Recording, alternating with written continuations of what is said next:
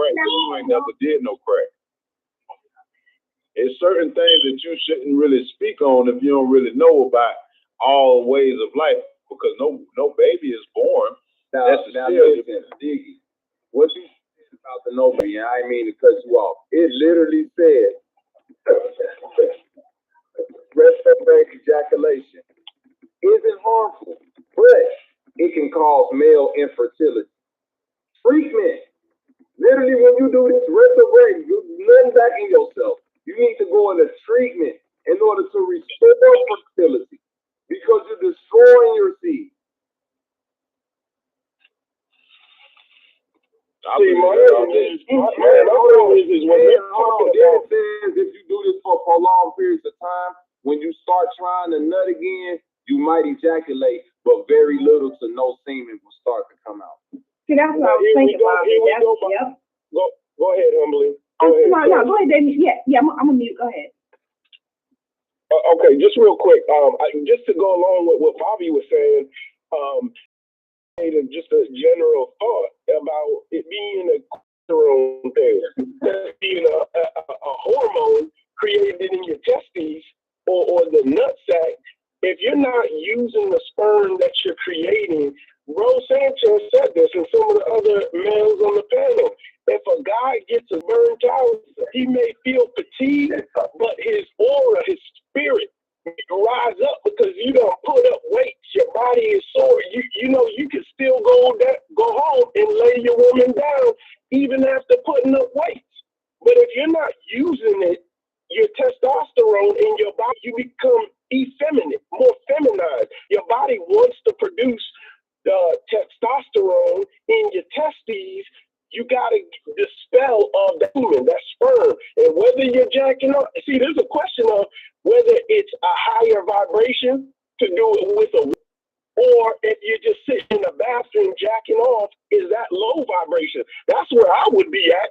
But when you're talking about retaining it, there's something dysfunctional about that. Not discipline. I'm just talking about holding it for the sake of holding it being a higher vibrational state. I think is totally out there. Yeah, but you're talking to somebody that's on secret intention to actually get pussy though, bro. That's not what he's talking about. He's talking about the health. But look, yeah, I know what I'm talking about. Listen, real quick. The natural human body is supposed to cycle through. Keep on cycling through. You eat your shit. Exactly. You eat your shit. You're not supposed to restore any of this stuff. It's supposed to cycle through and go into the upload, download, constant process of reality, right?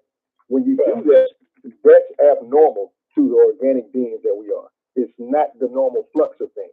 So doing the opposite flux of things, it can't be but so positive for us. That's all. That's exactly what I'm saying. Well, that's only when you can't let the sexual energy control you. You gotta control it. Sexual energy. That's what we were talking about you. Yeah, there's all kinds of energies you can store up besides that just energy you're talking about retaining. That energy is in everything. So try retaining all of the energy around you instead of just that one. Yeah. When you're talking about controlling the sexual energy, right? That's called controlling your urges. That has nothing to do with that. Exactly, bro. Listen, the actual act is a natural human body. Yes, exactly. Brother, yes. Do you know what happened to people that can try to control their breath and hold it? I'm not telling y'all to abstain from sex. At a certain point, your body will literally pass out. Your body is not saying the air that's coming out, for some reason, retain it. I can turn it into some other shit because listen to what you're saying. Your body got exit points are made for exits.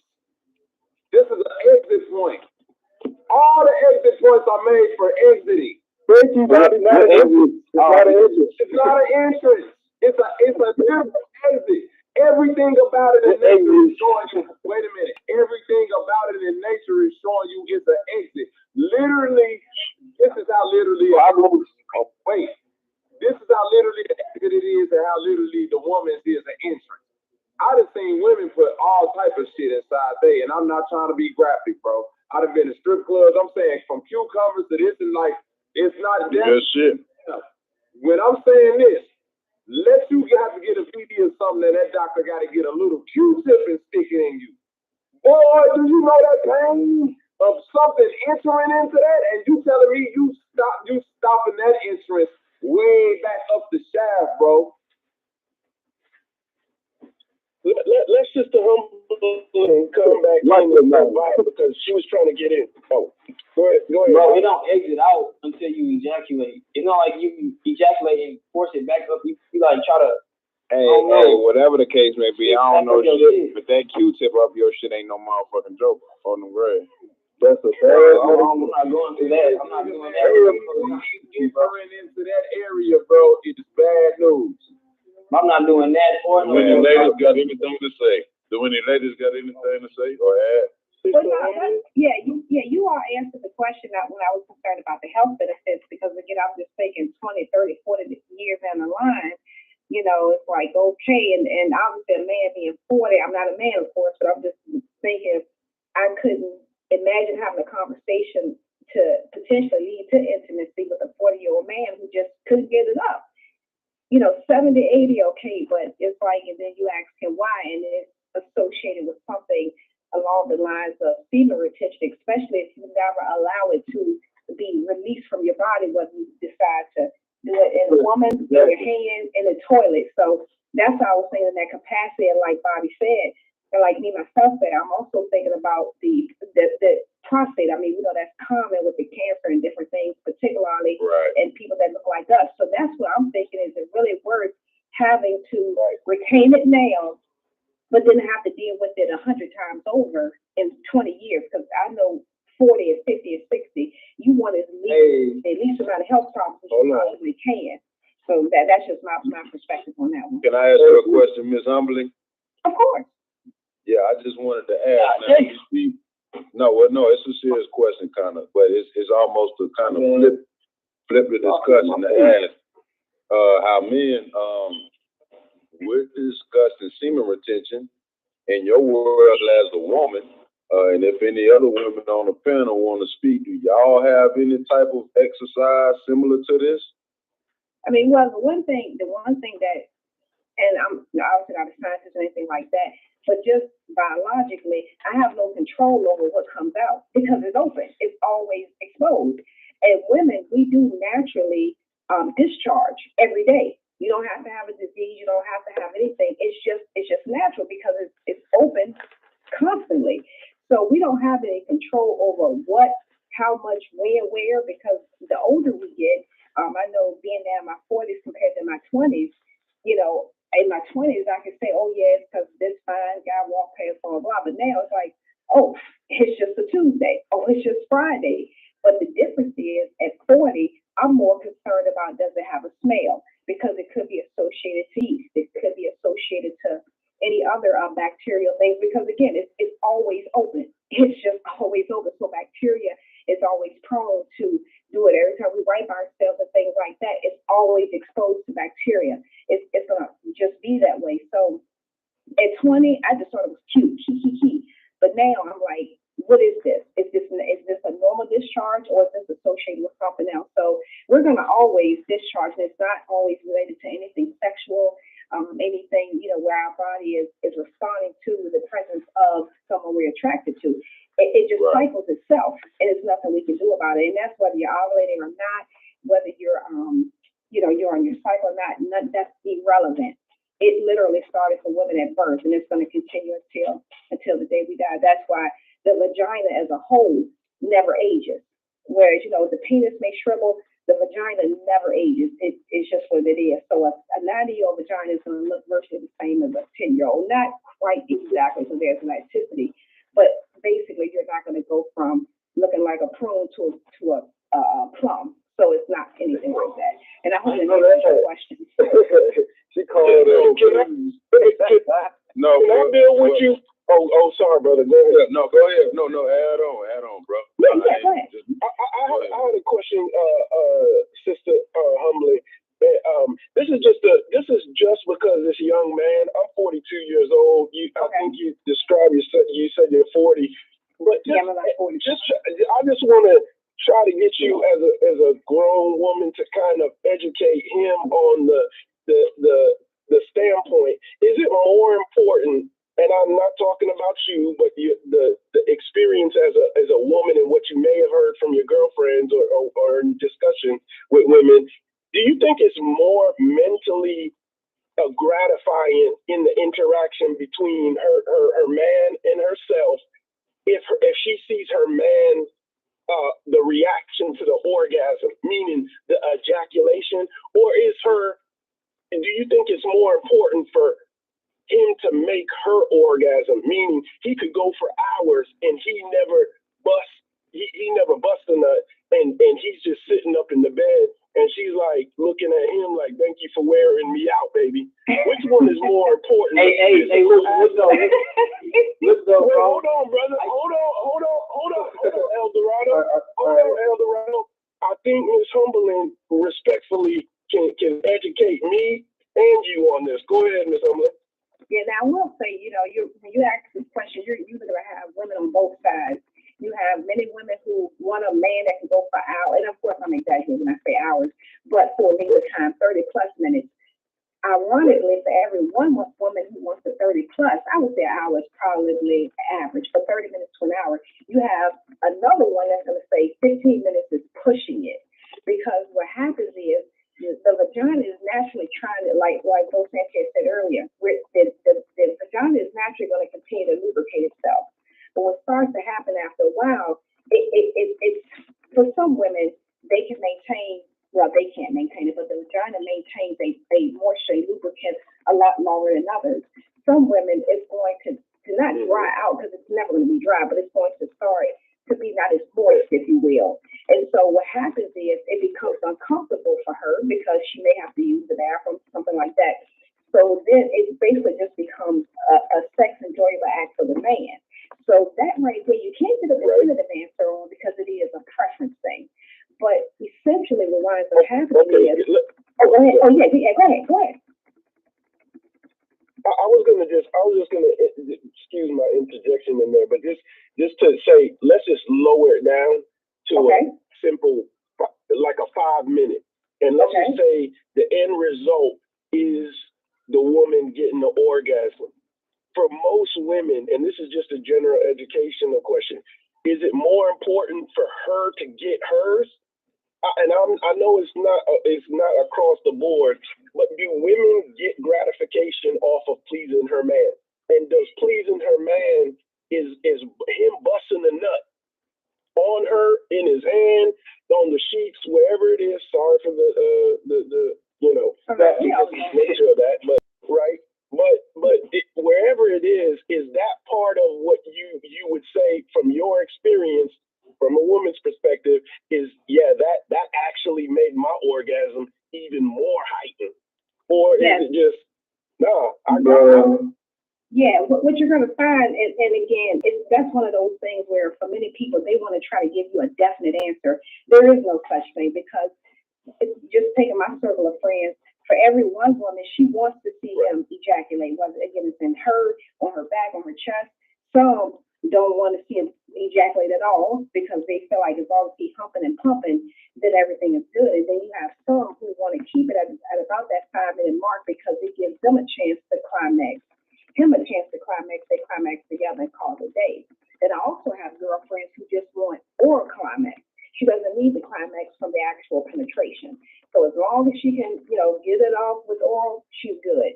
And likewise with her man, if she can just give him oral sex and he climaxes that way, then they start pumping and humping, whether they climax or not. They don't really care. They're just doing it to be intimate.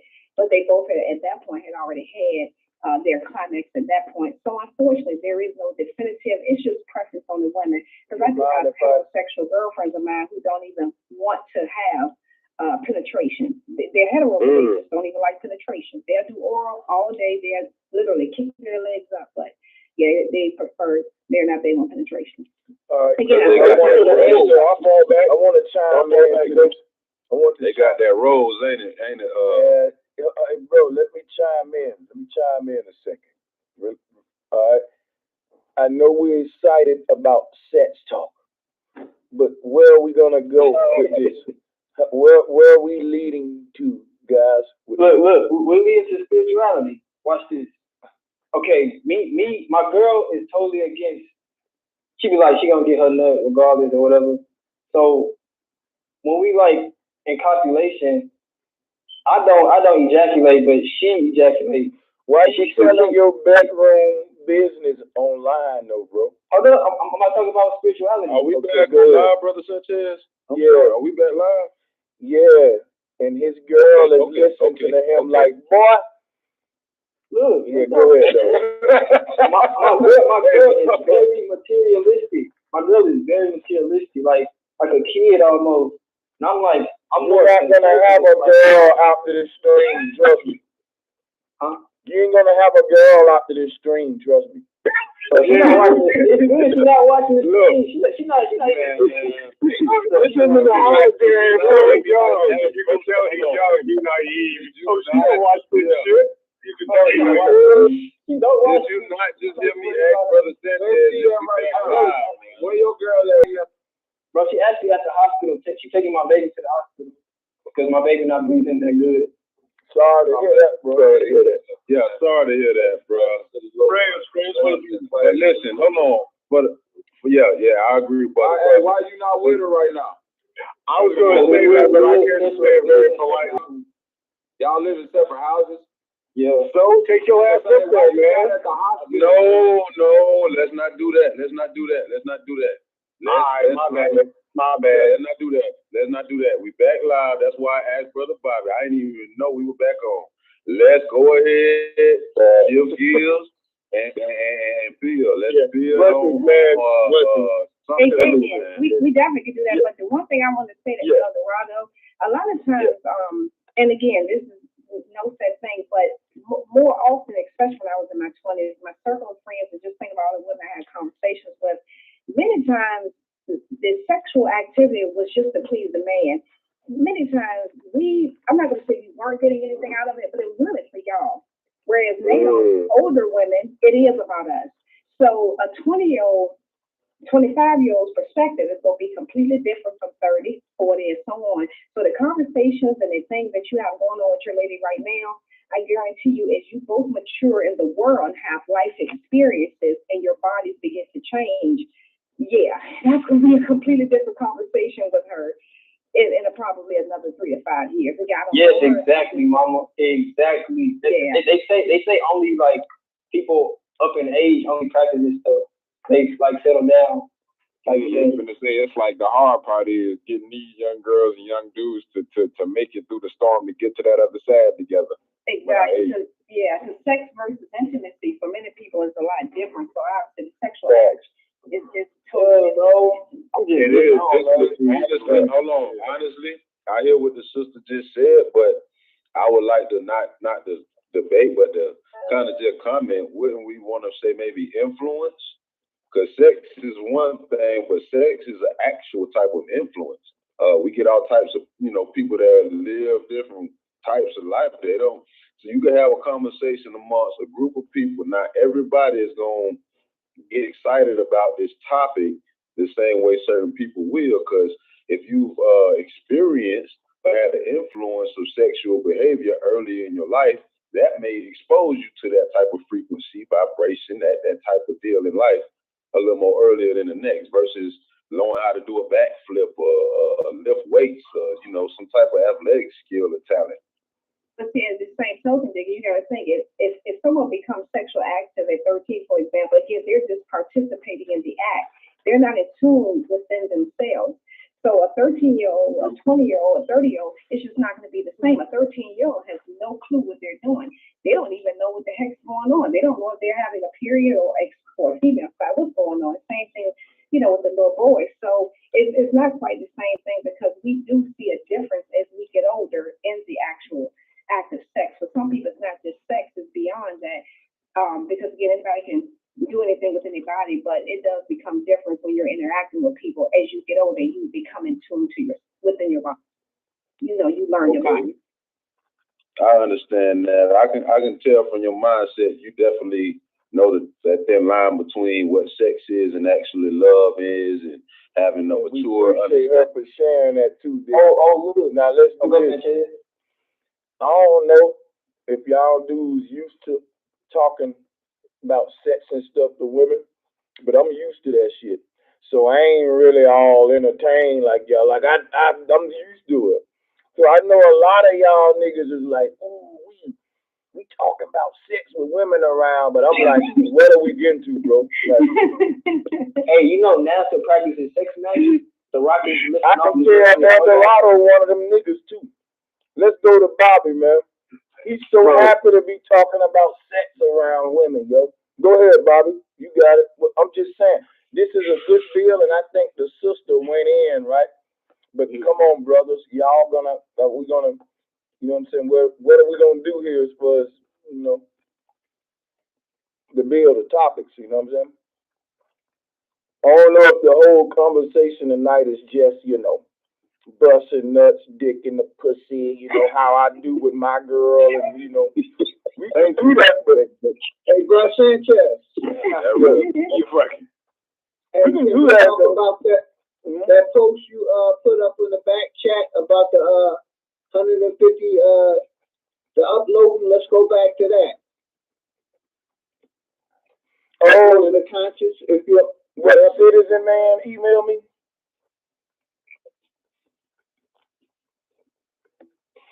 Yeah, they're sending your life. Yeah. Oh yeah, yeah, that's some shit right there. I'm gonna bring up my my slideshows and shit for.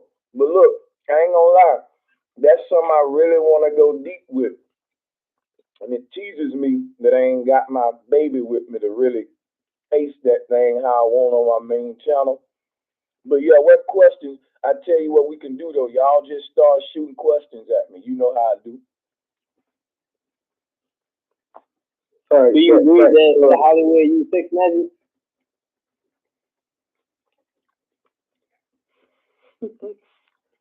Repeat that question, bro. I kind of heard you a little blurry. Can you repeat your question? I said, does Bro Sanchez agree that Hollywood uses sex magic?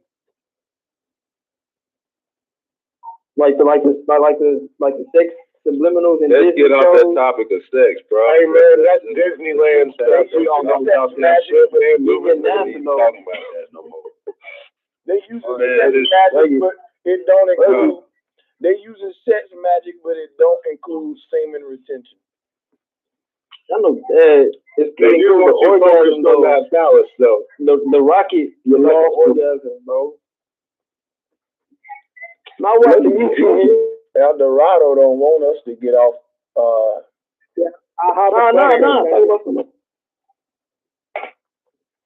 Look, I have a question. Let's go, Moses.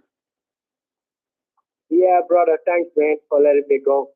Yeah, I was gonna ask you about energy because I hear a lot that energy is neither created or not destroyed, you know. And I wanted to ask, is in us people energy, and wasn't us created? So that kind of debunks the idea that energy is neither created nor destroyed. Maybe the idea of non-destroyed. You know what, brother? Let me say something. You sound a bit muffled. I wonder if you can do something to enhance your audio. Maybe if you're covering up the phone with your hand, move your hand, talk directly into the receiver and speak up maybe. But you sound a bit muffled. Start over. Go ahead. Yeah, I kind of got my headphones on. Can you hear me though? That's a lot better than you were at first. Go ahead. Okay, I was asking you about energy because I kind of hear a lot of people say that energy is neither created nor destroyed. You know, right? I can understand the part of non-destroyed, but isn't us human beings energy, and was it us created? So isn't it kind of contradicting itself? No. So here's the thing about energy. Energy can't be created, but energy can just be on an endless journey of transformations. That's what you are. You are energy that has never ceased to exist. You've always been. You just now exist as in a state of being called a human. Before this, you were a sperm. Before that, you were something else. Before that, you were something else. Now, look, what you are now as a human is a very interesting thing to be in our transformation as energy, because part of the human experience is to forget what you were before you was a human. So whatever this human experience is in this world, it's a test. It's some sort of test before we can go to this higher God-like state. And we're literally in a simulation being tested to see if we worthy to become these ascended gurus. But the ultimate test is right here on earth. And it starts with a veil of ignorance. You don't even, God not even knowing it's God. So that's what this whole world is about. But energy is never created or destroyed, always transforming. That butterfly wasn't created. It's a result of the caterpillar transforming. Human wasn't created. It's a result of the sperm transforming. But the sperm wasn't created either. It's a result of something other transforming into it. So as we transition through these forms, sometimes we remember what we were before, and sometimes we don't. So what you're saying is we pretty energy pretty much transform. Yeah, it So transforms.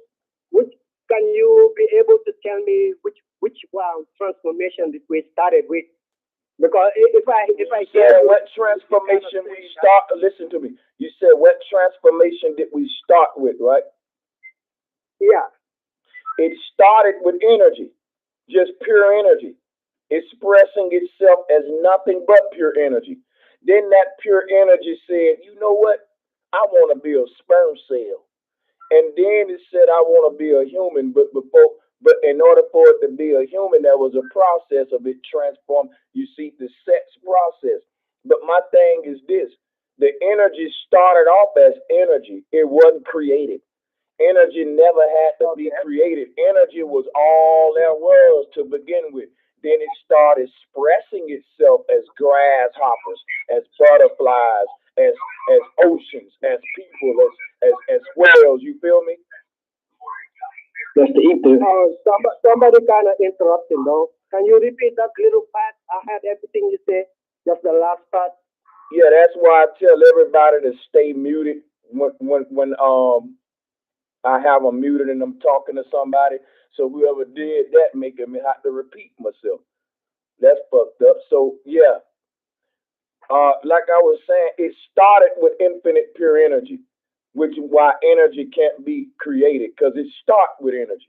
And then energy just started expressing itself as different things, humans, birds, etc. Okay, I got you on that. So then, does it mean that religious folks kind of got a little bit of truth, saying that God was kind of pure energy, that kind of like should I say transported, Can you transcended, or speak whatever? up a little louder? Yeah. Is that Christian and the like the religious folks, are they kind of like right in a sense, saying that their God or God is kind of like an energy that transcends like the whole of us, that became us pretty much, or that created us. You see, I didn't go at it with a God and a Christian concept. You did. Why would you do that? I don't know. Because stop. Don't cut a man off when he's talking. It's called respect, brother. Now listen to me. I explained it well without the Bible, without God, without none of that. If you want to misinterpret it and muddying it down, then we'll bring up religion. The reason I didn't bring up religion, because I wanted to be specific, accurate, and I didn't want to dance and water it down. Now, if you want to bring up God and religion, you can talk to somebody else. I like what you was doing at first, but once you go on religious with it, we're going backwards now. We started advanced, and now we're going on some childish shit now. Now, I understand what you're saying, Bro Sanchez. No, I was just asking you a simple question. I didn't want to branch off to religion or nothing. I was just saying, if what religious folks, if what they're saying is kind of truth, it was just a yes or no question, then you can. Well, see, that's the thing, though, because once we get into that, we open this big can of worms of me trying to figure out what they saying, and we never figure out even who the fuck they is.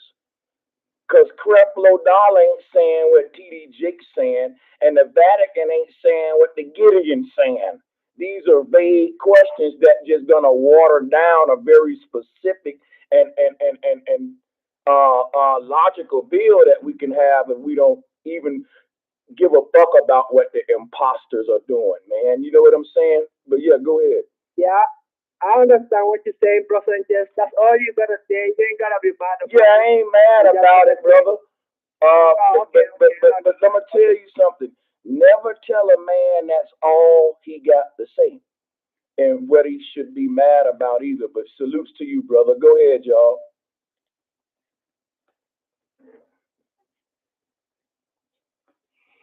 Hey, bro, you said something earlier, and when you was explaining this, and I think it might answer the question for him because you can tell his mind is still wandering off into the religious aspect. But what you said was it was as if God forgot himself, forgot who he was, right? You know what I mean? You said, and so in that aspect, that's exactly who we are. We're as if God forgot who we are, and that sums up everything all that religion says. They say 4,000 words. You know how many pages? 4,000 pages in some of them books. It depends which book you get. But yeah, they talk all damn day and not say nothing. Bro just simplified it for you. It's as if God forgot himself. That's who you are. You got to realize that you are God that forgot himself. That's it. Dive back into yourself and pull that self out. See, y'all, that's like I said, as soon as I entertain the God in it, it takes away from the accuracy that I just delivered without God. To me, once we entertain God afterwards, like if we would have started off with the religion, that would have been different. Then I could have showed you the truth behind the religion. But I started to write off at the truth. It was so awesome.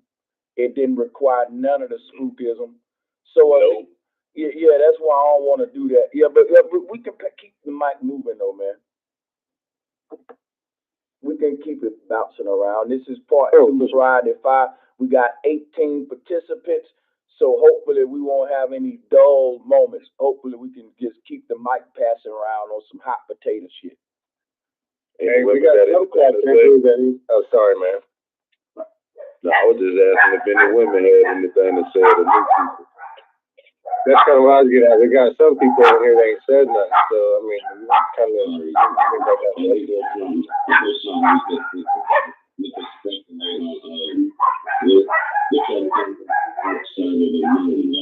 If you notice how like a globe earther would say some shit like, well, if the sun is wrong and the moon is wrong, then the earth is wrong. But they have failed to say, y'all say the earth's spinning though, and the sun and moon is not spinning.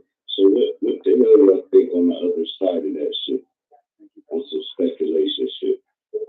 Wires and controls and a little small mini man sound like the Wizard of Oz. No, straight up. I think that shit is real. And I think that's how you enter this realm to the sun, and I think that's how you lead this realm to the moon.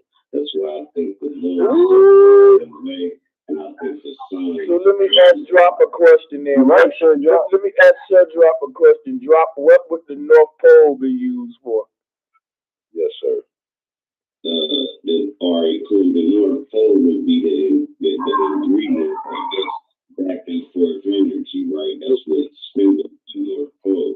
Now, the North Pole would be your cold fronts, your warm fronts. The reason why water moves, that's why if you try to make a pond, it don't move. I'm saying, is there some, maybe souls could enter and exit through the North Pole as well as the sun and moon? Or as you said, because we're talking entry and exit right now, not mechanisms. When you spoke sun and moon, you gave us points of entry and exit.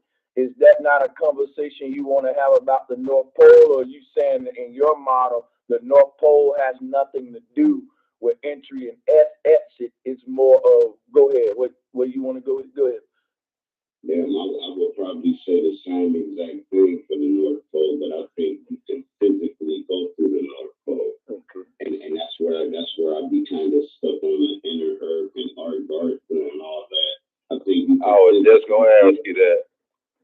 Yeah, but I think you can physically get to this place. I think these other places is pure light. You know what I mean? It's just like that. But so yeah, right, question still drop. Hold on. Do you think? Because I've done my bit of research and due diligence. So drop. Do you think the North Pole is the only entrance to what they call the world? Yeah. So listen. Do y'all know what a Gartha is and who created the concept? To the brother who asked that question. No, Diggy, do you know who created the concept of a Gartha and what it is exactly? Oh, asking me? If I'm correct, yeah, it was not Bobby Hemmett, but goddamn, what's his name? Let him go, y'all. Damn. Admiral Byrd. Admiral Byrd. Right. Yeah, no, that's why I had his image in my head. But yeah, you're right. No, because like you said, I've done my research. Yeah, Admiral Byrd, correct. So my question, what I asked flat earthers for a long time is, when did we start putting what Admiral Byrd said over what the pygmy said? That's this problem I got with what Surdrap doing right now. And I had that problem with a lot of flat earthers with the Agartha shit. You want to know why Brother Sanchez never ever taught about no Agartha? Because I refused to what Admiral Byrd said over what the pygmy and Mercator said. Why you say it like that though, bro? Yeah, here's why. Because you asked a good question. Here's why I say that. Let me answer it.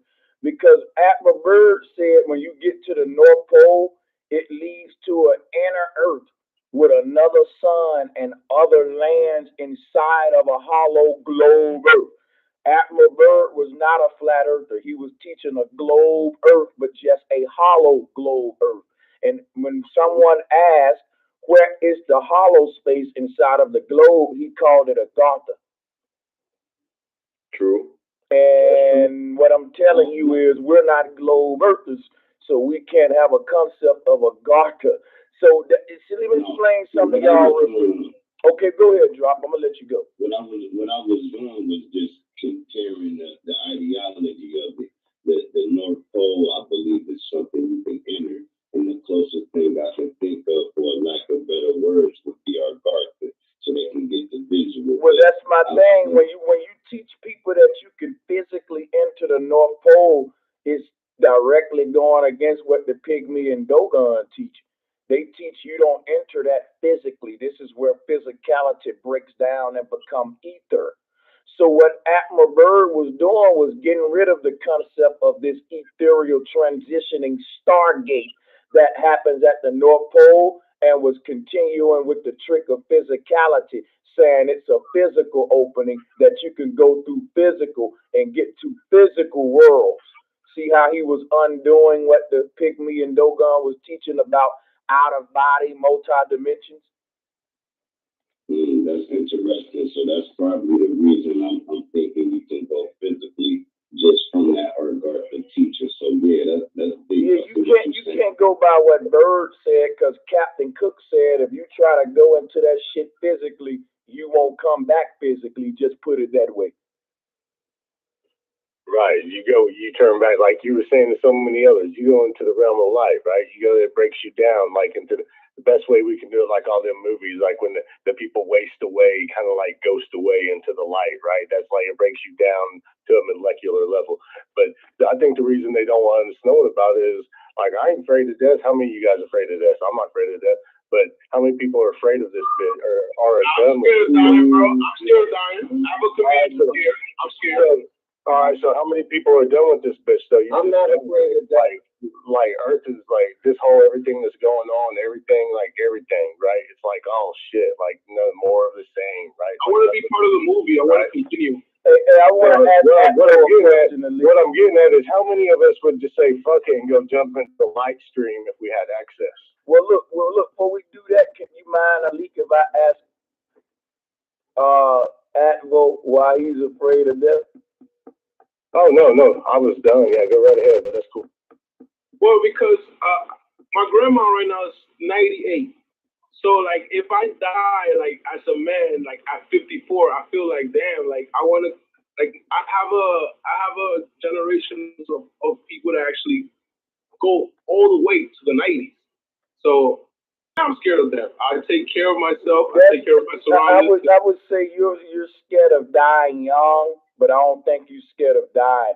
Because what I'm hearing from you, that if you can live to be maybe 100, 120, you'll say, fuck it, man, I live my life, I'm 120, fuck it, let me go. But you're saying, hey, if I'm dying at 50, see, my thing, Afro comedian, is that I'm scared of dying young, too. Diggy, why you unmuted, though, bro? Real quick. Diggy, why you unmuted, bro? I don't mean to play you like my that. bad, I ain't even mean I did. Yeah, so yeah, I'm scared of dying young too, Atvo, but I ain't scared of dying though. I want to know if you're gonna say like I ain't gonna start. I definitely share that sentiment. Put it like this: like once we got to the understanding of what life is and the afterlife and all of that, I've been even since being a little bit younger, not as afraid to die and all of that. But like you said, it's just more so the young thing because it's like I don't want my soul to leave feeling unfulfilled. One.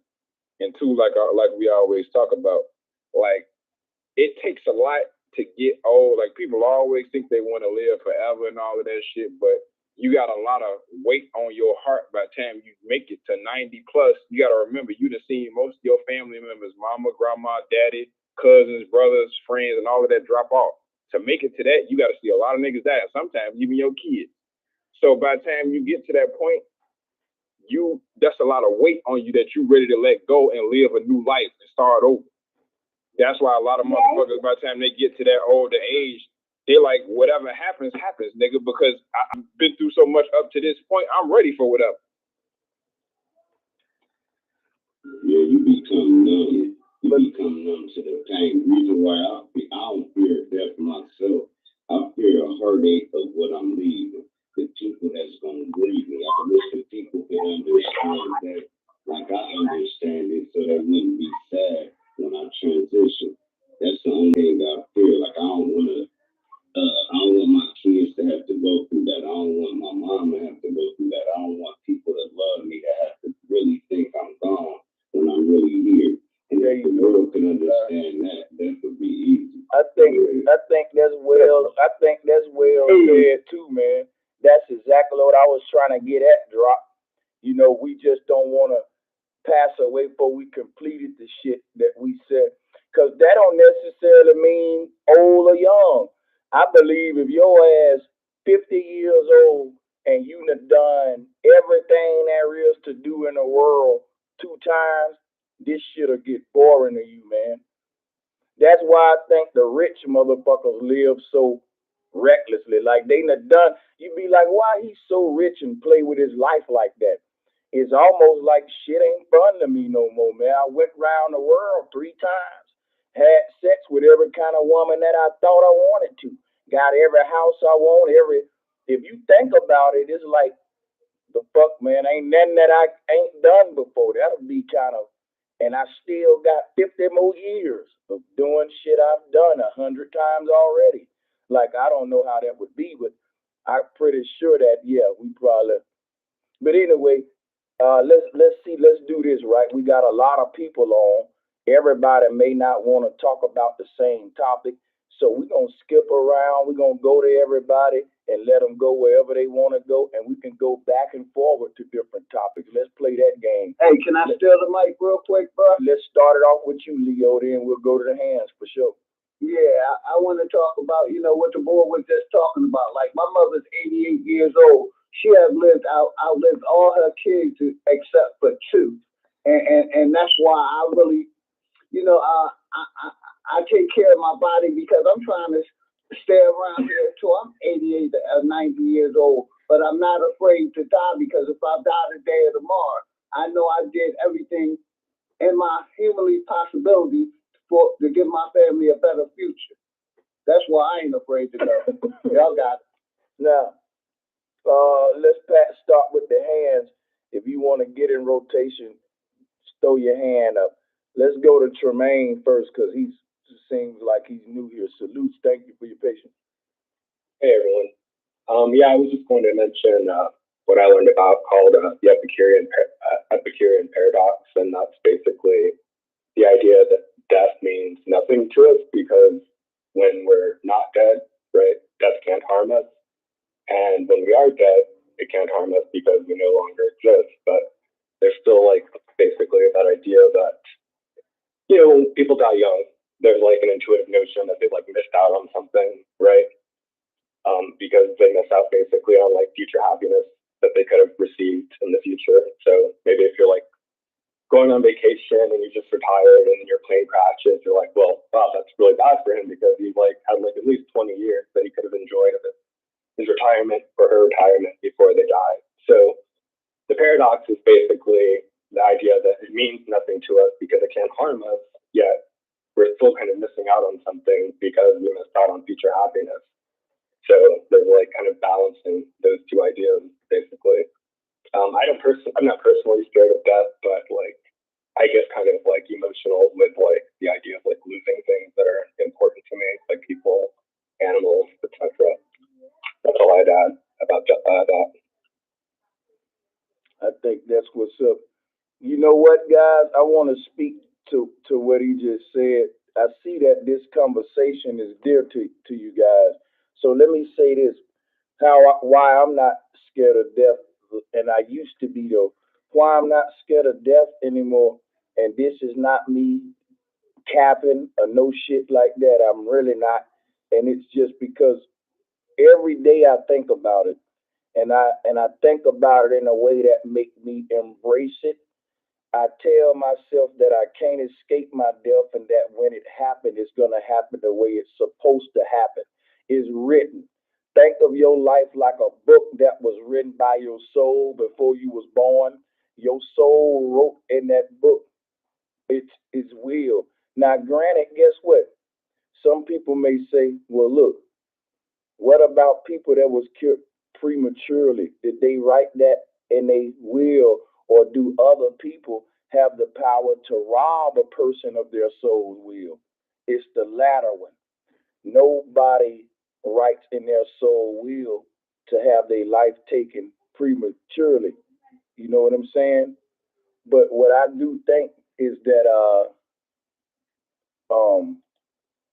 that's something that can happen in this realm, that there's a spiritual warfare based upon your soul having a will that it want to manifest, and that you have other people, part of their soul's will is to hinder your soul's will. So now there become this paradox in the universe that we call life here on earth between good and evil. Because ultimately a good soul is just a soul that's trying to manifest its own inner will. And a bad soul would be a soul who's trying to manifest its will too. But its will is simply to hinder your will. That's it's telling itself that's his only purpose.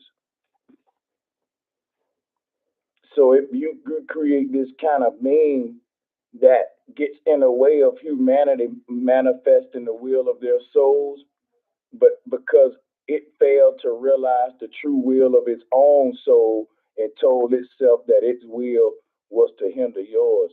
So now it's this whole chain reaction of no one will being done on earth, but only the will of God being done on earth, like we say in the religious prayers.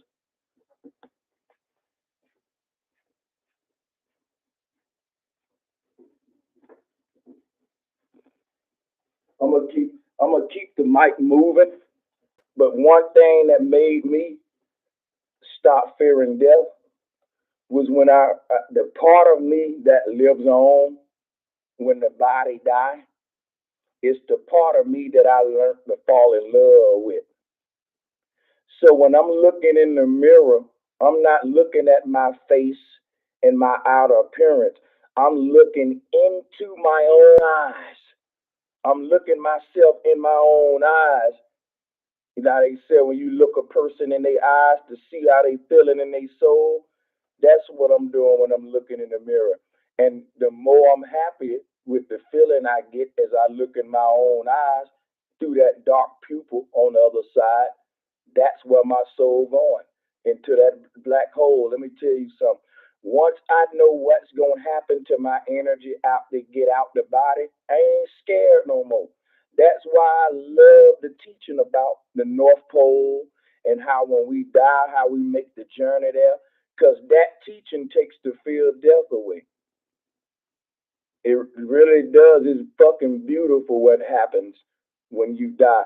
But I'm gonna tell you what, the beauty comes in the fact that you've done so much research about death, it ain't scary to you no more. So if you want to know why the ancestors spent their whole lives researching and studying about death and all that, it's because they wanted to get acquainted with that which we all gonna inevitably meet.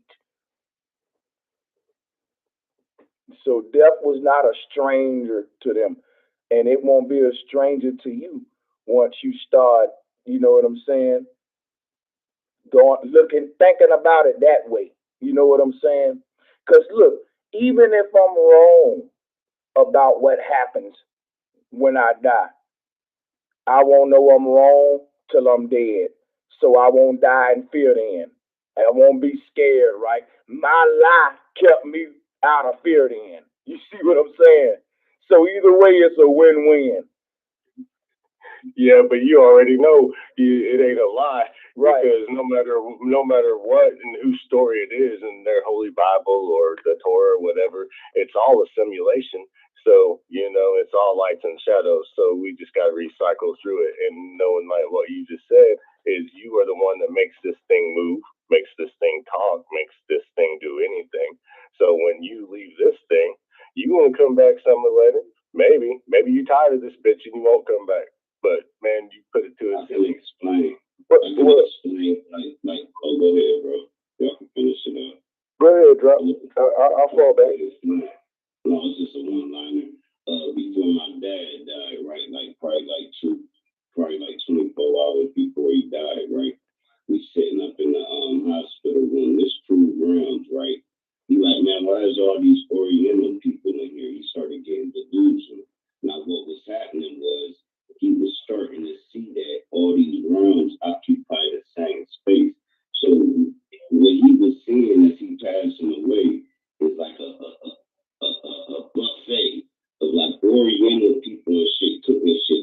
That's not the point I'm making. The point I'm making is he started seeing another world as he was grafting out of this world. So that let me know, bro, you just went into a whole nother realm. So then he ended up passing away the next day. But it was just insane for me to hear his last words telling me, when you see all these people in the hospital room. Yeah, my grandma had the same thing. My grandma was saying purple lights. And within that purple light, she said, was a multitude of people. My grandma was actually letting her daughters and them know it was going to be all right, too, because of that. Whatever she saw, it was. See, here's what Drop explaining why I believe what Drop's saying that sound familiar with my grandmother in the hospital. And the thing about it, they ain't just seeing these people. Whatever these people are is letting them know it's going to be okay. It's going to be okay. At least that's what it was for my grandma. I don't know how it was for Drop, but normally those people they seeing is kind of ushering them into this new reality. Like, hey, you know what I'm saying? Often those people will pass away in the hospital. You won't be able to bring them back on a machine or nothing. They already made their choice. You know what I'm saying? I don't know if y'all familiar with those kind of passing aways, but that's very fucking familiar with Drop explaining. Sure. I actually am, bro. That's why I wanted to chime in real quick to dig it. But yeah, my grandmother passed, man. That's the woman. That's the first chapter of life, my autobiography. If I was able to, if I ever get to writing or putting it down. But the woman who raised me wasn't my mother. It was her mother. It's the only tattoo I got on my body. She passed in the 90s. Some people deal with death more recently. My very first exposure, one of the very earliest memories I have is actually a very pale algae green room memory of a funeral when I was a baby unable to walk. The next main memory I have outside of good memories in regards to death is the woman who actually raised me. I was actually speaking to her at the time when she suffered from an aneurysm. If anybody doesn't know what an aneurysm is, that's when your brain, a blood vessel in your brain, explodes in a sense. That's pretty much just a layman's term for it. Stress. Stress causes blood aneurysms. My grandmother wasn't no more than 55 years old, big dog. And the thing about that is because, like I said, I was only 6 myself. I was literally talking to my grandmama when she suffered this. She was putting on makeup. Remember it like it was yesterday. Just got into a little issue with my granddaddy at the time about a party she was trying to go to, and he wanted her to cook him something to eat before she left. Little stuff.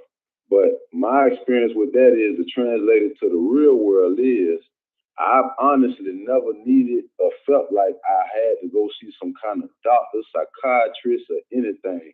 My whole entire family on my mama's side know about that. They know I was the last one to see her in her body, in her meat suit. She was brain dead for 3 days. The whole family was able to come down to town and see her and this and that. But I was the last one to speak to her and hear her voice. I say all that to say, when you really, really, really experience the best teacher, I've been said that, when you really know about this thing called life, ain't no jokes, ain't no issues about nothing, because you already know what it is. I ain't never been afraid of death because I done faced that on many levels. That was just my introduction to know that, hey, when something gone, it's gone. Ain't no bringing it back, not the way that you think it is. You got to accept certain things for exactly what and how they is. You can't make nothing up. You can't dress it up. You can't spray no cologne to make it smell better. The smell of death is the smell of death if you ever smell roadkill. The smell of rotten is the smell of rotten once you ever smell anything that no longer exists and is edible and good for you to actually eat. So when you know what certain things are in life, there's no type of refuting, no discussion. No, you when you meet somebody who know what real death is, that's a whole nother person. You know what, man? I'm gonna tell you. I always be like, look, at the moment of death, it's gonna be like a nostalgic feeling. Now, this may sound fucked up to say, but I remember when I was young, I'll be out and I'll just see a fine woman and I'll look at her and be like, oh shit, I fucked her before. Now look, I forgot that I did until I saw her. Like, oh yeah. It's like you go to this place that you forgot you've been before, and then you end up there and you like, yo, I've been here before, yeah, man. And now look, I think, and I hate to use the examples I use, but I'm trying to show y'all something. I think at the moment you about to die, you're gonna know you ain't coming back.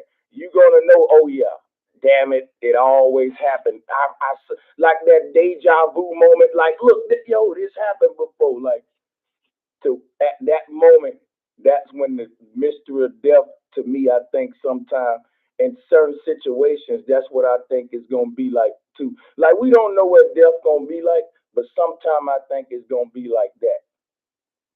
Hey, real quick, remember, y'all had, hey, real quick, y'all was talking about when our people on their deathbed, they be saying shit. I'm saying they be saying shit because it's the morphine that they pump in our bodies when they're in fucking pain. And one of the side effects of morphine is hallucination. So I think that plays a major role into it. Y'all look into that. I was made sure. Hold on. My dad wanted to go natural, right? So when he was in hospice and all that, he fucked up, bro. He shaking and everything. Like, no, I don't want nothing in me. I want to experience the shit. The nigga was dope as fuck. So by you saying that would make sense. But in his case, he was completely drug free. We wanted to. I want to see how this shit feels. And you know, never mind that part because the shit get emotional. But yeah, you're right though, Philly, in some cases, but in other cases, people really do see the other world though. But go ahead. I just wanted to say, Yeah. no, I was going to say what It said when you drop. The ad what Sir Drop was saying, you right. My not to keep going back and forth, but I got a grandfather on my daddy's side. He was on his deathbed in the hospital up in Ohio, asking his wife, my grandmother, for a cigarette. He know he couldn't smoke it, but he knew what was going on. He was a World War II veteran. He was also part of the crew that helped build the initial warehouse for Monsanto when they came back home back in the days. He ended up catching liver cancer due to the radiation plants that they end up building. It's facts. I ain't even bullshit you. And then in 2003, when he passed from liver cancer, he made sure he had at least one cigarette in his mouth before that heart monitor beeped out on him, because he just wanted the nicotine. Certain addictions he had allowed him to not actually be in touch with the reality he was in due to what they were pumping in his body on top of the cancer that he had already had. See, this is the reality you got to sometimes deal with when you not only understand the spiritual aspect, but then that autobiological aspect. See, that's the textbook type of stuff they try to teach you, which is pretty much the man-made stuff that they pumping into us. Radiation is a man-made thing. There's a lot of stuff out here that's man-made that is causing death to us. And like we talking about, when we on our last bit of this and our final words, that's when the truth sometimes come out. We might be talking about the things we might have did that led us to this one way of life, but a lot of times the truth will come out in regards to what it really was that led to the actual demise. I'll follow that. Hey, salutes for that. And look, let's do this too. We're gonna keep the mic passing around, but I want to start with the hands at this time just to let y'all know I see you.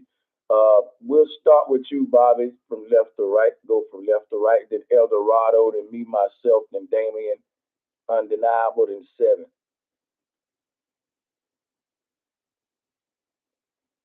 I think Bobby might be in my head. Okay, that's cool. Yeah, there you go, El Dorado. Then you got it. Hey, what were y'all talking about though? Well, what you want to talk about? We was talking about death and fears of death, but you can even yeah. Look, check it. You know, like, it's some people that die and think they still alive. I believe they in limbo. You know what that is? Yeah, when you caught up in between the death realm and the living realm, according to a lot of mythologies. Yeah, bro, I think that's what my grandma had to do. Yeah, they call it limbo. They call it purgatory. I call it the astral plane. And they're like Ghost with that movie Whoopi Goldberg. Let me show you something. Let me show you what that is, right? Here's what that is, right? When your soul get outside this body, you exist outside of this earth, but you ain't went to the North Pole yet. Your auric light ain't turned to the northern lights and aurora borealis light yet. So the whole thing is, when your energy light get outside of this, when your macabre, your light body, get kicked out of this body in death, you don't got to travel north till you ready. It ain't nothing making you do it, to my understanding. But the thing is, you got to do it though, eventually. But you can hang around and kind of, if it takes you a while on this little interdimensional state where you see what I'm saying? Like, you still in this world, but the people in the physical aspect can't see you. You like in this holographic reality where you can see through this world. Like, you've been kicked out, like, you know what I mean? It's crazy, like being kicked out. It's like it's really like it's really like you in passive mode on Grand Theft Auto if anybody ever played. Yeah. But also Whoopi Goldberg and one actor. Hey, bro, I got a perspective on that. Hold on. Before you say that, bro, I was just gonna say one thing that Sanchez said was right. Definitely, that I've seen for myself. That color leave niggas' eyes when you finally pass and that shit turn black. Like that shit happened to my grandfather when he died. Like at first, I didn't know he was dead because when I first came in there, he was alive. But then we left for a minute just to go grab a snack for him in the hospital or whatever, and came back and he was dead, mouth open, eyes open. And I looked at his eyes. I'm thinking maybe he just comatose. But then as I looked, I'm like, oh nah, they ain't got no color really. They kind of gray. I'm like, oh yeah, that shit really true. Like the color leave your shit when you go, that shit go with. And you know what I think? I think like when our soul get kicked out of this so-called physical realm, we still in this same like space, but we in a different dimension. We in a light, like ghost type holographic light body. And that's how we see this world when we get kicked out, like a ghost world too. And I think that once we ready to be solid again, we got the choice to go north and be solidified in another reality beyond this one, our next experience. Or if we feel like we didn't do this life right, but we got regrets, I feel like we can go back into this earth and be reborn, reincarnated here too. So we're in this middle way type choosing point where we exist just as this sort of light being. And I think that the ones that we see going to the next level become the northern lights of the aurora borealis. I want to interject with that as well. This is what I think about death. I think death is like when your ego dies and it leaves your physical body. Basically, what I'm saying is your ego is the only thing that's keeping you in this, physical concave structure you're in. And when you get past that, it's like a vacuum. And this is why you got color in your eyes. When you get past that, you basically hold on, bro. You gotta remember. Hold on. Not to cut you off. The only thing that really keep you in this realm is your chakras being tied together by the heart chakra in the middle. Once that shit separates, that's really when it. You know what I'm saying? Mm-hmm. Yeah, and let me say something. I want Atvo Comedian to talk because my brother Atvo Comedian would be the only smoke right now. We need a little smoke. He's saying that this whole first of all, I want to go back earlier, Atvo Comedian, in the chat where you were saying like, damn it, what was it? Let me see if I can go back. Hold on, y'all. I don't know what you're talking about. Go ahead, bro. Go ahead. He did like I forgot what the movie Soul. Yeah, you said that that movie is teaching people how to die and that's sick. But what I was saying is you can't teach a person how to die. Dying is something we're gonna do anyway.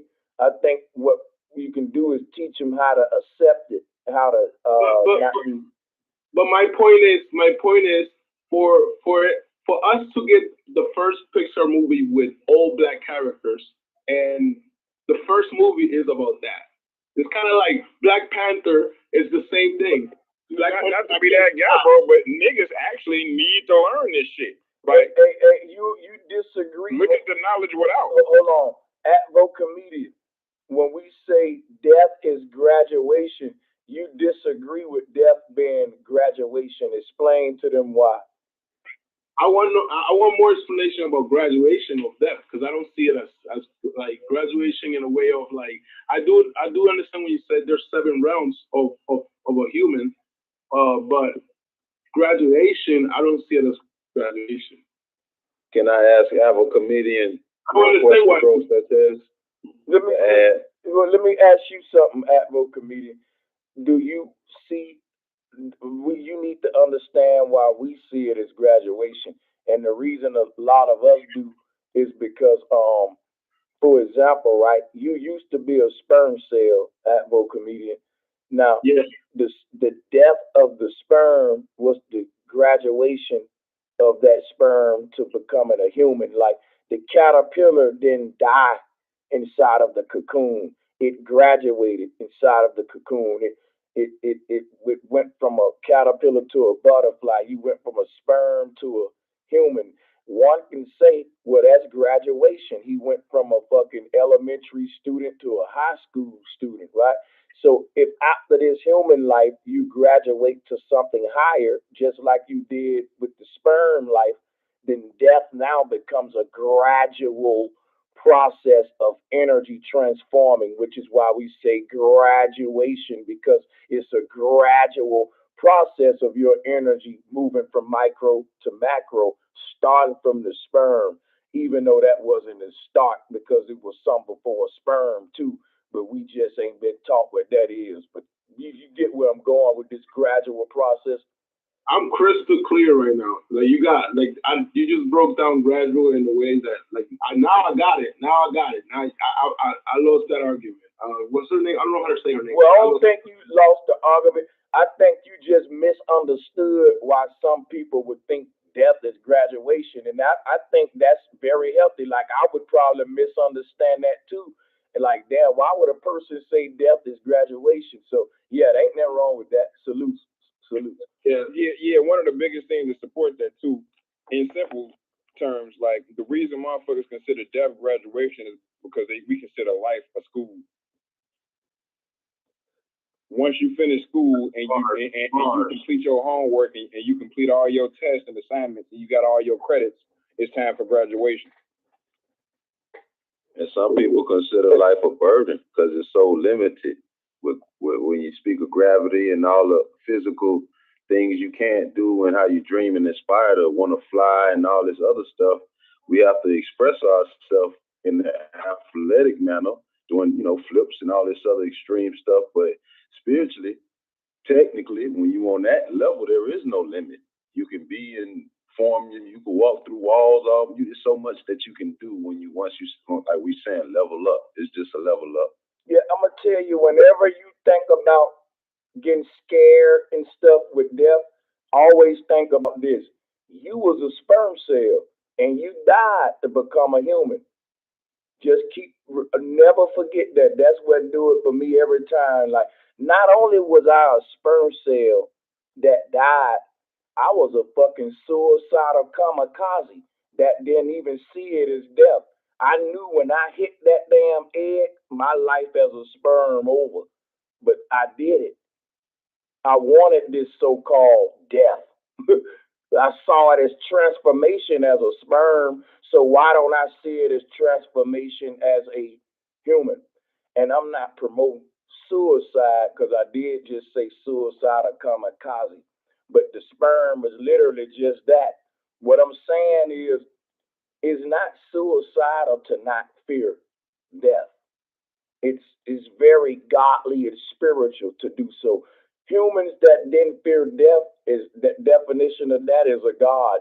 A human that feared death, well, that's just a mortal human having a fear indoctrinated base modern day peasant person. Like, to me, what made the ancestors gods was the knowledge that took away the fear of death. Hey, bro, Sanchez, was you finished, bro, Sanchez? Hold on. Was you finished with your point, bro? Well, yeah, I'm done. Yeah. I want y'all think it's the fear of God. Bobby, let me say one line. I swear to God. Go ahead, Chris Rock. You ain't talk all night, dog. Go ahead, bro. Oh, no, it's just a one line. You got to understand, like, how many sperms actually chose you. Those sperms go break down the wall so you can get through. You normally the last one. And I mean, them thousands of views like the movie One, they chose you to impregnate that egg. You understand me? So once you understand that the thousands of you died for you to become one. You know how many sperms died? Yeah, I don't, look, this what's gonna fuck you up, Drop. Let me holler at you on that real quick. They teach us the daddy gave birth to so many sperm in one discharge. Bro, they go to talking billions. Now, guess what I think? This what's gonna fuck y'all up, and you can get it back, Drop. What if in your daddy's discharge is an infinite amount of use? Now, check this out. What if your now watch this. Well, watch where I go with this. What if your mama's egg is just a beacon of like a gateway that's giving off a big ripple effect vibratory energy around it? So look, around your mama's egg is an infinite amount of eggs that you can't see. Look at your mama's egg like the middle point of a ripple effect, that little dot in the middle of a ripple effect. But you don't see all these rings coming from your mama egg. It's giving this invisible signal, but it's a ripple effect vibration all around that egg, right? Now watch this. Your daddy is busting a nut into each of those rings of vibration around that egg, and it's becoming a different version of you, born in a different universe, and we calling it a chakra layer. So what I'm saying is, look, I'm telling you, look, listen, brother, listen what I'm saying. They said all them other sperm died, but what they ain't telling you is that the sperm that became you died too, to become you. What happened to all of them sperms is the same thing happened to you. They all died when they landed on their particular ring. So let's just say they said that these sperm die at different point in the journey. So some sperm died at the tip of the pussy, some deeper in the tube, some deeper like a trail all the way to the egg, where the last one to die was you at the egg. Now look, let's trace that trail back. And let's talk about what I said about the egg being more than one egg. Think about what I'm saying. Each sperm that they said died in the back landed in a bigger egg. Think of that flat earth map with the ring, with the domes coming from the center. The center version of this universe in the middle of all them other universes, think like an onion. That's where we at now. That's the last sperm to die and the last egg to be crashed into. And that's why you are here now. But when you project your consciousness to other worlds, the word other is outer worlds. You going to put this consciousness into those sperm bodies that was born in other universes that they told you died. They didn't die. They transformed like you did. It's all death. So my thing is this. You exist in all of these different universes. Each sperm that your daddy shot out, it became a version of you in another egg, in another version of your mama in another world. So they lying to you. Why would nature make your daddy shoot out all them sperm, but only needed one? That's waste. And they saying, well, look, she want to make sure that it's enough of them to make it to the egg because so many die along the way. I just think they teaching us wrong, bro. I really. So the egg, right? So as they saying the sperm breaking down the wall, everything that sperm fighting against the wall is a whole nother you. So why they saying it died, this explains why it's 1,000 yous and 1,000 worlds and able us to astral project and do things like this because them sperms never die. That's an interesting ideology. So that would make 1,000 views. If, like you said, this one landed here, that one landed there, that one landed there. They told us it died, and really it just gave us different rounds in our roots. Yeah, you know, when I get my screen share back up, I'm gonna be able to go deeper into this. But when you dream, that's a whole version of you that have a history. It can tell you what hospital it was born in that dream and all that. And I'm saying all the sperms they said died along the way, they didn't die. They went out. when your dad is discharged, it's his load into the mother. What they ain't telling you is within that journey of the sperm, nothing died. We can't see these invisible eggs surrounding the mama's egg in this realm, just like I can't see your aura, because that's a version of you in another world beyond this one that we're shielded to. But the doctors say, when you ask him what happened to all of those millions of sperm that was in that lobe, he just say, well, they died. And if you ask him, so what happened to the last sperm that hit this woman's egg, what would he have to say? It died. But it became you though. So think about this. How did all those other versions of you,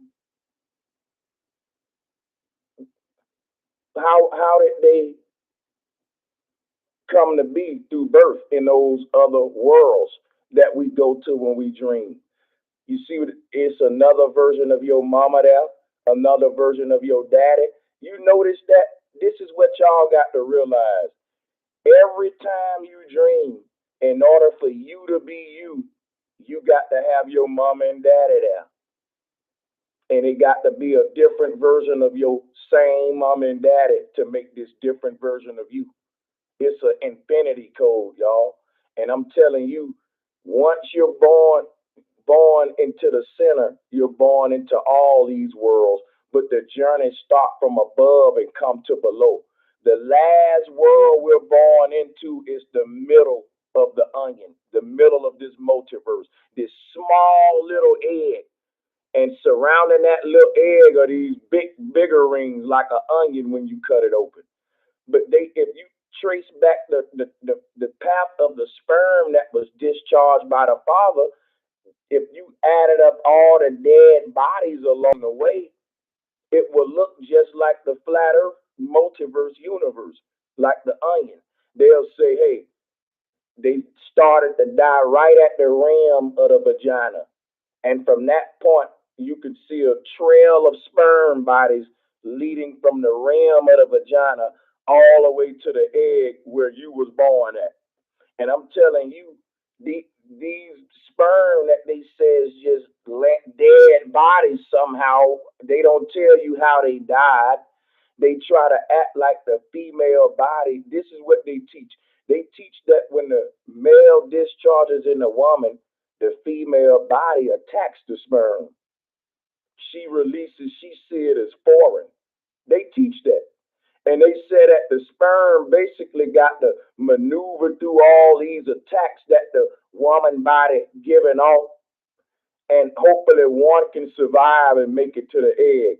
And that's why they started to say sex is like war for real. It's a war. But that is so backwards and European based. That ain't the truth about sex, y'all. Why would nature make it that way to where the sperm, you know what I'm saying? This is literally what they teaching though. That once these sperm enter the woman's body, it's so many obstacles and they wait at her, so that's why we got to have so many, because no, man, each version, each sperm landed where it's supposed to land it. That's why you able to dream, because you were born multiple times in multiple universes. So, Bro Sanchez, I was thinking about the idea of death. I have 7 babies or 7 kids. They all different ages, but my idea, the only fear that I had about passing on was not necessarily, it was kind of about the way that I go, not necessarily death. Like I had a boy that died by falling off a cliff, and his car fell.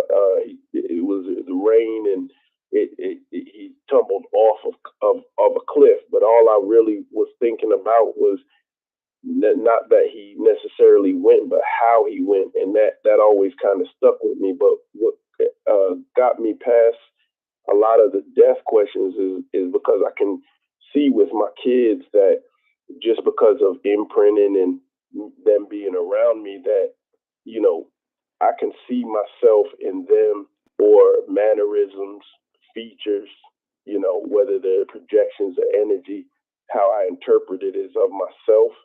And I think that lives on whether I'm here or not.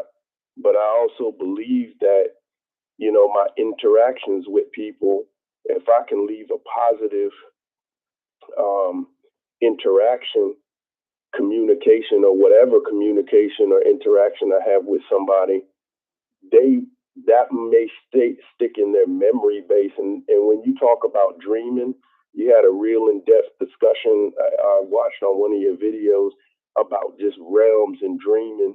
I think it was a discussion about lucid dreams also, but just a dream. So if I'm dead, if I'm gone, but somebody remembers me in a dream, I'm not gone. I'm just in a different realm that's really existing in their mind.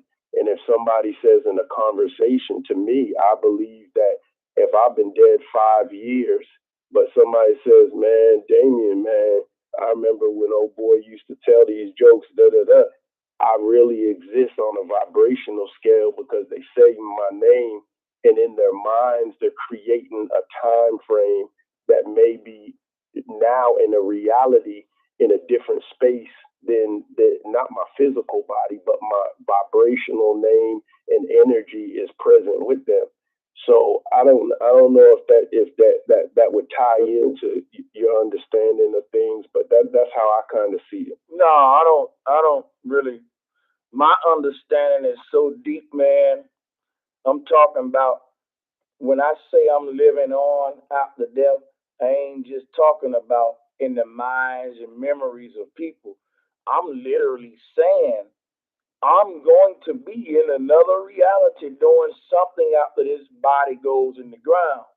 So I ain't playing with this. I'm really about this life. Like I really believe this shit. You know what I'm saying? I agree. I agree with that. I agree with what you're saying there. But is that, like, for instance, we're having this discussion right now on YouTube. If I was to pass away and I'm talking to you on YouTube, am I stuck in this? Is this a realm? If YouTube exists and somebody watches this 10 years later, is this a realm that I'm stuck in? It's a recording that you're gonna leave behind. It's just a recording. Yeah, it's a recording. My videos will still be here. My music will still be here. That's exactly why I make this shit too, so for that reason. But what I'm saying is, I want people on this earth to remember me by the shit I'm leaving here. But I'm not but what I'm telling you though is that I'm still gonna have life after death. And I don't think life after death is just them rewatching my videos and remembering me and shit. Like, I'm being serious, bro. I'm saying me is gonna live on after I die. And I'm gonna be remembered through my videos and work here with what I leave behind too. So I'm saying what you saying, brother, and something so much more. You know what I'm saying? Right. Right. Hey, Sanchez, I just want to say this though, bro. Hold on, before you say that, I just want to say, honestly, bro, even coming from not just me, I'm sure from a couple of other people too. But one of the reasons I definitely appreciate your platform and everything that you done did for niggas for the past couple of years is because if something happened to any of us, like even me, like because of you didn't allow me up here as much as you have in the time period that you have, my son to be able to go back and listen to me for hours on end just by going to, you see what I'm saying? If something happened to me just by going to your videos. Yeah, if you want to hear his father. That's real shit. I never bro. Like, I was dropping bombs for that right there, probably. That's because you already know, G, tomorrow ain't promised to nobody, and it's like, my shorty know bro Sanchez, G. That nigga know your theme. He'll sit there and sing the shit out of nowhere. So when I say, like I said, if anything happened to me, and he want to hear my voice and what I really think about the world and the afterlife and death, all that shit that we done talked about time and time again on here is left because you didn't allow niggas to get up here and do that. And for that, I'm YG. Fact, that's real talk, bro. Because all I was don't know what the background is. Hey, but, Afro, your shit sound funny. Go ahead. Yeah, I was just saying though, kind of with on the magnitude of the macro level is almost like the same legacy that what ancients left. You know what I'm saying? How they took that time to sketch certain things in the wall. Yeah, that was based on their beliefs and whatnot. But our intellectual intelligence on those levels, when we do our debating, when we do our back and forths, and when we have this paneling, a lot of this is just etching your intellect on the walls of the walls of internet, technically. Did you know that shit they rolling on? Cutting it off, but oh my bad, I did. My fault. Go ahead, bro. My bad. Yeah, no, I mean you can take it because I don't want you. I got what I got on my mind. Go ahead, Sir Drop. Respect, bro. All right, cool. No, I was just trying to grab it because it's hard. It's like 20 people. So look, the stuff that they wrote on the walls, right? It's elementary. Them is sort of like kids writing on their wall in the bedroom. The world was so much more advanced than the glitz they left on the wall. And to me, them is children writing on the wall, little symbols and little things. And then what was really going on in the world, we don't have no recollection of it. We think they was primitive writing on walls. No. They was doing way bigger things, and their children was leaving us the trademark. That's just what I believe, but I could be wrong. So don't pin it on me. No, you actually, I can. I'm gonna just finish out real quick, Bobby. But no, he actually, I can't even be mad at that because he interjected on a powerful strength because it actually helped build. All I'm saying is, yeah, the kids wouldn't be able to act. The kids 4,000 years ago didn't understand what Ramesses such and such. It don't matter. They didn't understand and grasp it then. Even the knowledge that we dropping on the youth that may not be kids, but they are maybe just a little behind us on the wisdom and the experience that some of us have. It's the same thing. I honestly feel like we're closing the gap on the genius and what's missing. It's like Biggie. Actually, I've been calling it digital footprints, in which like anything you do in the internet, like you're just leaving out like trails. Okay, yeah, and no, that's decent too. That's decent too, because that helped me close it quicker. Digital footprints that help folks see them Skittles, help them see the little treats to know that hey, this is the actual way to go. Don't go this way. Fuck CNN, that mass media.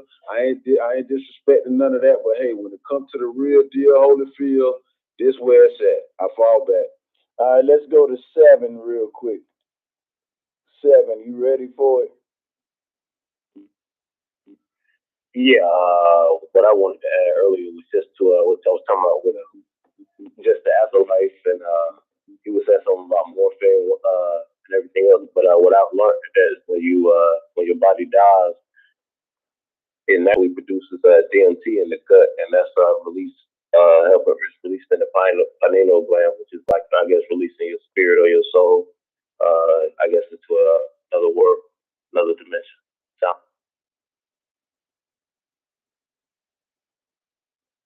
Yeah, right, let's go. Yeah, me, myself, you next, my bad, you got it, yeah. Oh, yeah, you good. Yeah, I'm just chiming in. Yeah, I'm just lighting up the private panel chat. But, DMT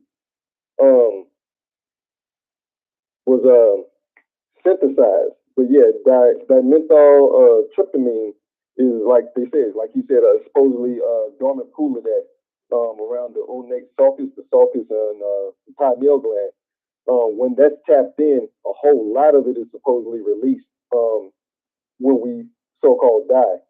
And they also you start getting close, and then you be like, I'm starting to feel the DMT trip. I think I'm going, y'all.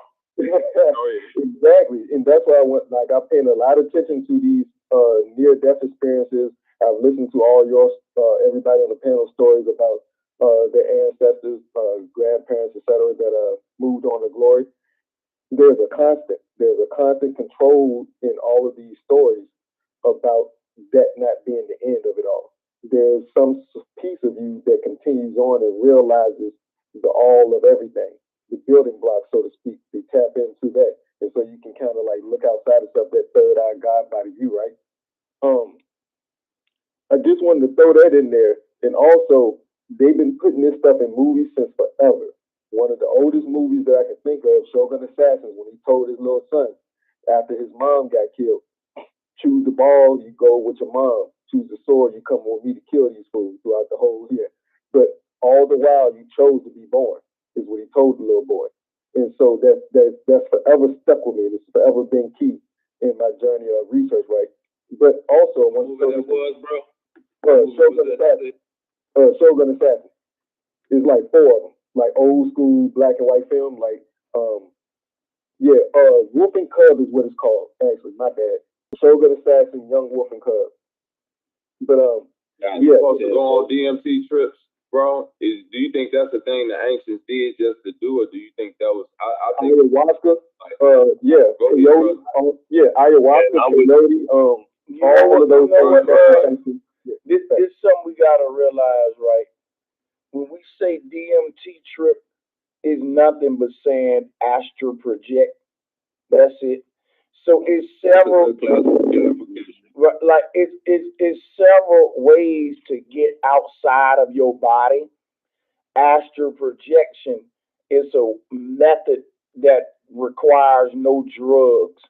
Normally, when you say DMT trip, you're talking about astral projecting using a drug, using not a drug, but a herb or some elixir or something. But it's still astral projecting. It's still getting out the body. It's just different methods. Yes, exactly. And that's all of those things are inside of it. Hey, Seven, can you mute up real quick? I don't know. What we're gonna do? We're just gonna get Seven on up out of here. Unfortunately, when the shit sound that bad, we can't even have you, man. My bad. Yeah, you know. I wanted to build on the DMT thing real quick, because from my understanding of the research, right? What Sanchez was saying about that's the natural way to do it. And from my research about our ancient people with ayahuasca and peyote, there was a ceremony that was prescribed to people that were going through like extreme grief, dealing with death or dealing with some type of trauma that they couldn't get over. And we would unlock that veil for them so they would be able to understand that it's something more than just life. Now, hold on, Quality. Okay, go ahead. I got to make one. The reason why the ancients said you're not just supposed to be doing DMT and all of that because it detaches you from life.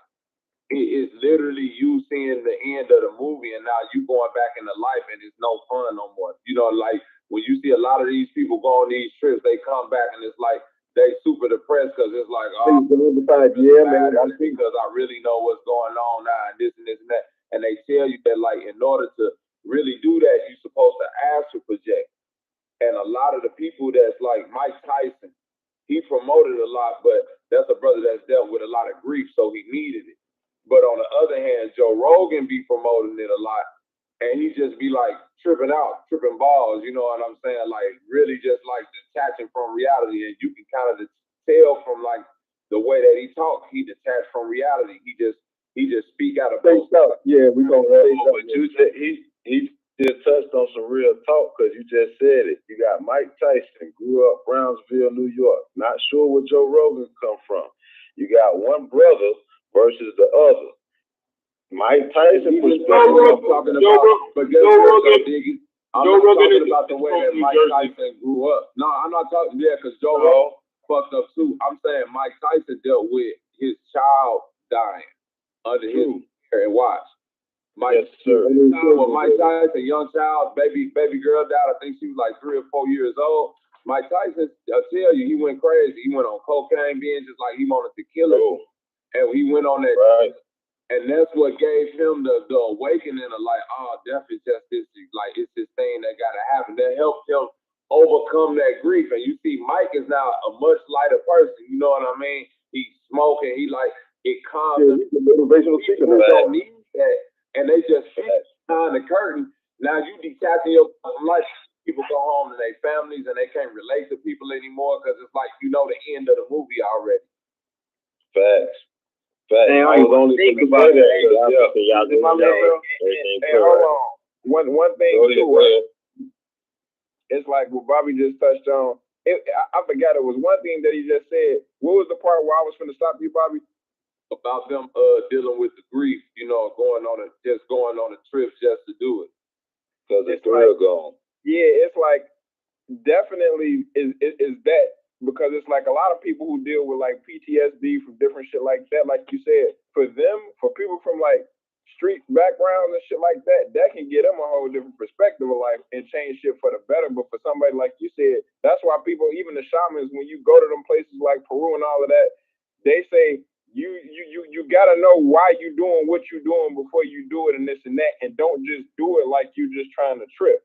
Like, this is supposed to be an awakening for some and people seeking answers to their life or whatever that they couldn't get through no other means. So then also you gotta also take into consideration back in the day, as far as we talking about like using shit like that and mushrooms to travel between dimensions or realities and shit like that, you can look at it like how now we'll be like, all right, I'm sick of the scenery out here in Chicago. Let me visit China real quick. Let me visit Brazil. We buy a plane ticket. Them niggas took a goddamn trip if they wanted to say, I want to visit the astral realm. Or I was going to say just how like when motherfuckers going through grief, how you would say it, that they would use it to talk to the relatives or after they relatives that just died. It's a literal medicine, bro. It's like medicine. And you're not just supposed to be taking medicine when you not, you know, exactly. You know, now, I would say now you got addiction. You did. I would say one thing that they showed us. Oh, you just reminded me. One thing I'll say that they showed us that visually in their own way was in Black Panther and shit like that. When they had that flower that made him go over to the astral realm and talk to his father and shit. That's just the DMT trip, bro. That was really that. You see what I'm saying? Hold on, what y'all think? Real quick. It was the water, some leak in the conquer. You couldn't take those flowers just because and shit. Like Bobby saying, it wasn't no just. You see what I'm saying? Just like those flowers in the movie. Our energy, because we just got these flowers over here. Yeah. The purpose behind. Hey, hold on. And what you think they was doing symbolically by trying to have Killmonger burn all of them? That's an important point. That's like think about this. You literally that's what the Native Americans did to land. Like whenever like a land is like infertile or like whatever, they just burn it so it can revive. I don't know, man. I don't know shit. It does. It creates new soil. That's real shit you said, Avo. That's real. Yeah, no, but listen, bro just asked about trips. I'm focusing on the word trip. Not only on the spiritual level, astral trips, dimensional trips, but can we equivalent taking physical trips? See, bringing it back to a physical realm. When you get out of your environment, that sometimes is putting you into this mental state. You get out of that area code, maybe even that city, town, state. You know what I'm saying? And if you get the funds and the passport, get out that country. Could those trips also benefit or would they harm your overall experience? That's what I was going to bring. About what a real trip was, right? That's not a real trip, right? I gotta say one more thing, bro. Hold on. What Bobby was saying. Hold on. I said that's not a real trip. Like, I'm finna give you an idea of what a real natural trip is and what we saying is a trip. Because think about if I'm just a person who likes to car trip all the time. That would actually start to ail my body because I'm sitting in the car all the time. It's not a natural position. I'm always eating, you know. So think about a real trip. If me myself say we finna go on a hiking trip, we actually finna move. We finna walk. We finna sweat. We finna exercise. We finna get in tune with nature. We finna see some shit. We finna take the long path, but it's really going to be worth it because we're going to get some real results from it. Now, think about a person that's always on an airplane tripping. They suffer from jet lag. They suffer from, time displacement, out of space, muscle. Right. They don't know. They like, it could be they could go from 4 o'clock to 4 o'clock in the same flight. You know what I mean? Like, and they might never adjust to that shit. Like, it's just weird shit that you're doing that's unnatural. Even though you're traveling, it's an unnatural travel. And that's the same thing. But if you really got to do that, like if I really got to get from here to there, then do it. But it's not something that has to be done to keep on doing it, because we see the effects on the natural human body. And that's what we're saying about these medicines. They were medicines. They're like, a medicine is not something to just take, like, if you don't have an ailment. If people were suffering from grief and things like that, or suffering, like, we knew how to see, like, if a person had things going on in his mind, we say, man, he got a lot of spirits on him, or stuff like that. Let me break him. Let me give him this so he could, you know, calm his spirit, or do this and that. But if you ain't got nothing going on and you say, hey, I want to go on a trip, the ancestors knew, hey, bro, if you ain't really got nothing to cure, you could go over here, nigga, and bring back a disease, nigga. Because this is where we sending the disease. We don't really know, y'all. Bring back some shit. You know, let me throw this in real quick. What he's saying is a physical trip, but at first the brother was bringing up DMT. But so we just talking about trips in general. I see what y'all doing. No, I was talking about DMT too at that moment. Yeah, but I said if you do it unnaturally and you don't have any ailments, like people who go into these. No, I was talking about when you was referring to bringing diseases here and there. That was when the brother was bringing up physical travel. I think you was responding to him too. You was touching on both of them. But yeah, I was just saying. Yeah, I see what y'all was. I ain't get it at first. I was like, why they talking about traveling? Then I was like, oh yeah, trips. We just speaking of trips. Right. Yeah, no doubt. Go ahead. Like I say, not to cut nobody off, I only chimed in because I honestly knew where Brother Bobby was going. I just wanted him to like chip at that angle just to let him know like trips ain't, regarding what we saying, to actual, like to compare. You going on a physical trip, getting on your car, getting in your vehicle, getting out of town ain't the same exact thing as where exactly what we was talking about. And I just want to say one more thing about muscle memory, right? Working out. The way we grow stronger, like if y'all have lifted weights, right? You can't just go in and do the same type of bench press every single, like 3 days out the week. You have to so-called shock your muscles. You have, like, after you've been in the gym for years, you got to do different exercises. So that's what pretty much everything in moderation. And dimethyltryptamine, they synthesize it, but it's a organic form that's naturally innate in us, period. So yeah, you're absolutely right. We're supposed to be able to tap into all those things off a natural high, period. That's right. That's called muscle confusion. What you're speaking of is muscle confusion, right? You know, and as far as he goes, it's in everything on Earth. So you can check me on this. I would ask you to check me on this. They found DMT in absolutely everything on Earth. So we're talking water, we're talking rocks, we're talking everything, even so-called air molecules they found. So what they've also found is that DMT is tied to our nervous system in such a way that we're supposed to tap into it naturally and be able to communicate and do things throughout the world that we can only imagine. That's what the ancestors did. That's the reason they were able to accomplish all the feats that we can just like, wow, look, and just guess what they were able to do. It's like through sound, that's how you melt and move stone, right? So obviously you got a lot of people who are so advanced through, you know, through their hypothalamus and through their pituitary able to access the DMT like an open window, you know what I mean? And like all should just chime in and just move stone, man. It's just all right, but now listen though. Now no. Let me say one thing before you take, because the person that the person that brought it up at the beginning, I brought it up because I was explaining how your body do make it naturally, but also too, a natural trip is you just going to sleep. You going to sleep and then your body actually releases DMT. That's how you hallucinate in the dreams. That's how you hallucinate, period. So it's the same thing that happens when you die. So when you go to sleep, that's how you know you're in practice. Same way we were talking about graduating and everything else. But that's it. That's it. Y'all got it. That was fire, though. Hey, but listen, though, the DMT thing, here's what I'm saying. If you don't get it naturally, you can actually get stuck using that mind-altering mushroom or whatever. So now you the guy walking down the street talking to an imaginary friend. It's real to you, but to us it's not. So now you're stuck on a trip because you added it. You added it. You didn't let it come natural. Now with natural high, we all felt it. It's the most beautiful thing in the world. You will get the giggles everything. Like you got the best drug in the world and you ain't did nothing. It normally happens when you're around high energy people. You can actually be in jail and everybody's energy get high and then boom, you have a natural high. You could be at a family reunion. You ain't fired up or drink nothing yet. You give grandma a hug, you look at your niece and then you look around and they beanbag hopping. You will get a natural high. Just seeing the kids beanbag hopping. It's little things that when the energy is high and it's pure, you will get a natural high because your body releases the DMT.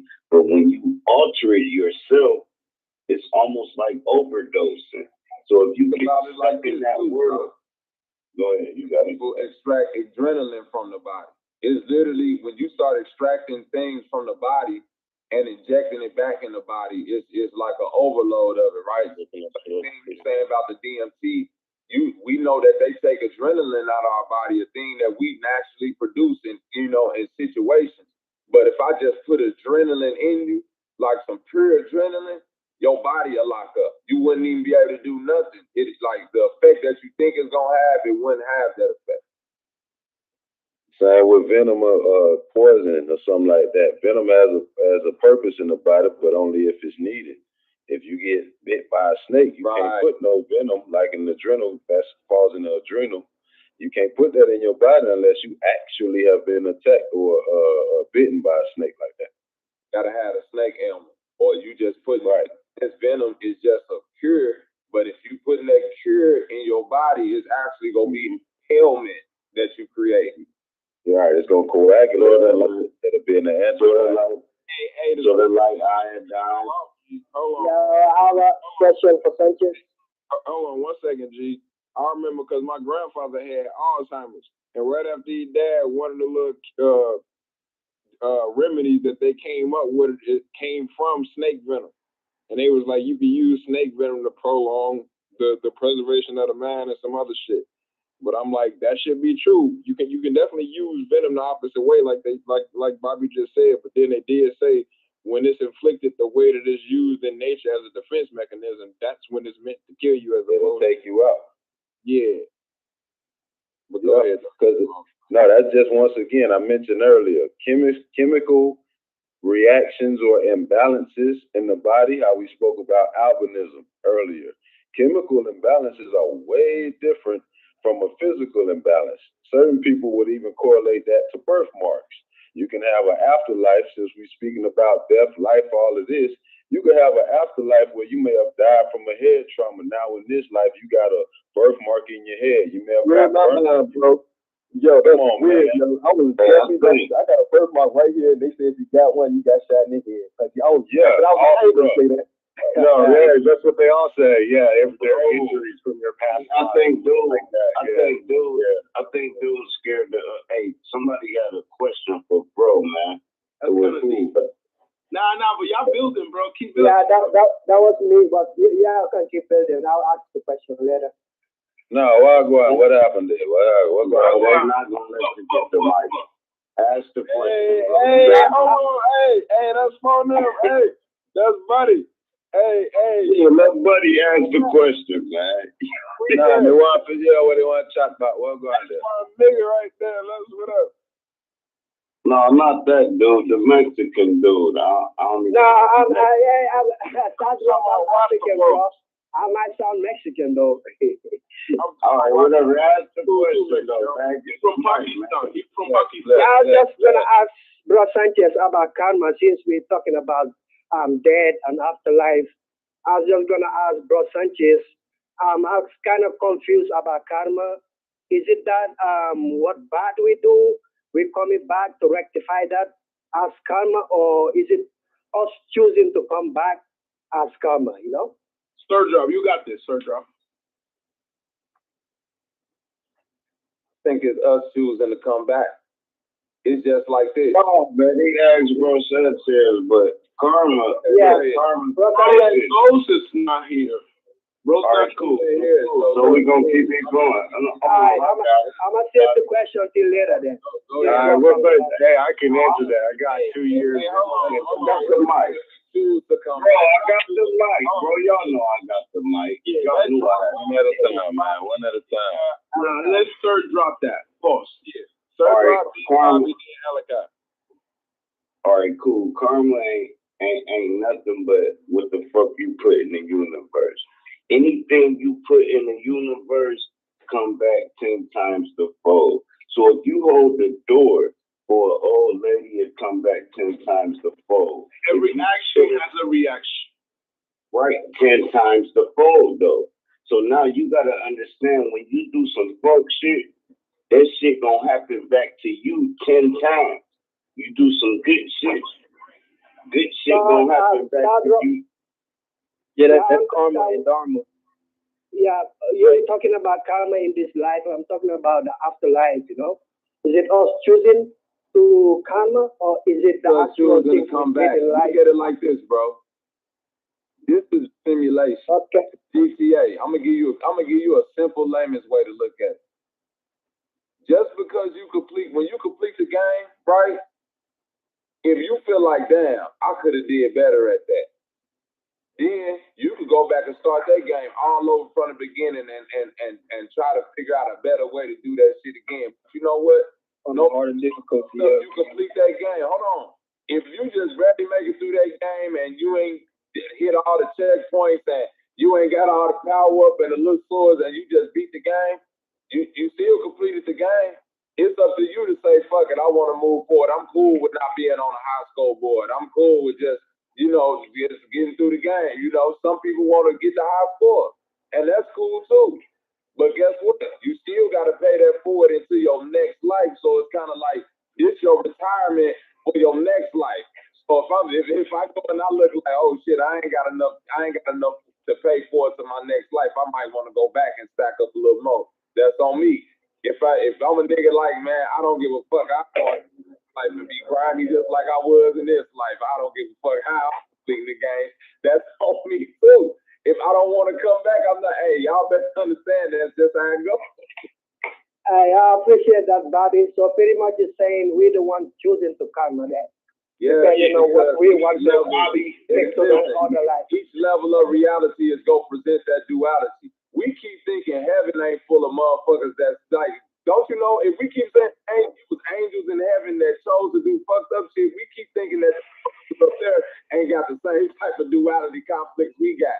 And we keep thinking that just because a motherfucker's down at that lower chakra, that it ain't people down there choosing to do no good shit. Like this, come on now, man. We just Hey, not to be funny, Bobby, too, on some funny shit. Cartoons hit that shit like that, because that reminded me of an episode of American Dad. These niggas was in heaven or whatever. This motherfucker whipped out a gun on the motherfucker. Everybody just laughed. Then he whipped out a heaven gun. Niggas like, you got a heaven gun? And then one of the angels was like, not to be that guy, but why do we even have those up here? And it's like, nobody saying shit, but he like, why the fuck do we have a gun in heaven? We got a gun for angels in heaven, right? That was the whole shit. Okay, I got one opposite end. I got one on a serious note. That was funny, but just to entertain what Moses was speaking of, some of our this is just my opinion once again, but some of our our actions day to day or reactions and responses to certain things aren't even based off of natural events. So even when it comes to what we're gonna be tallied for at the end of the day, when we meet them crossroads of death, sometimes it's like, hey, wasn't my reality based off of somebody manipulation, the politics, this, that, and the third, something that ain't had nothing to do with me? You know what I'm saying? I might have had to steal a case of water so me and my people could drink clean water for a week. You know what I'm saying? If I stayed in Flint, Michigan or something. You can't, you know what I'm saying? It's just to entertain the more serious physical part of what we decipher and have to go through in our minds when we trying to figure out what I'm going to be held accountable for if I'm at them pearly gates in some people's minds, you know what I'm saying? Because everybody pray to a different God and this and that, but also some people live by different rules. If I got to get what I got to get, it is what it is, but some people live by the gun, die by the gun, if you get what I'm saying. Not trying to take it to the extreme, but just keep it. Hold on. Let me say this right quick, and I'm going to give it to you. here's how important death is. Nothing can be born without death. Your sperm died to make you. The fruit rot so the seed can hit the ground. Pure shit is fertilizer.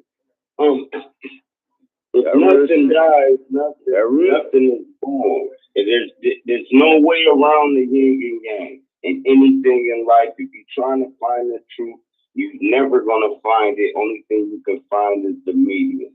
So get in the middle of this shit and focus on it, and then you will understand exactly what I'm talking about. That seed is dead. That dirt is dead. You put that seed in that dirt, and everything come alive. See how it's working now. That seed not gonna do nothing. Everything, the ground is made of everything that died. That's what the ground is. That's what dirt is. Everything that's rotten. Every tree, every human, everything that dies is your soil. And you can't have nothing growing without it. So understand. Go ahead, you got it.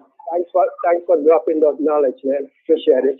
Yo, Tremaine, I turn to say Tremaine. Hey, I was just gonna say, can we Hey man, I'm just gonna drop. That's why the heart chakra and the earth chakra are both the same, man. But yeah, you nailed it, drop. That's it. That's it, Oki.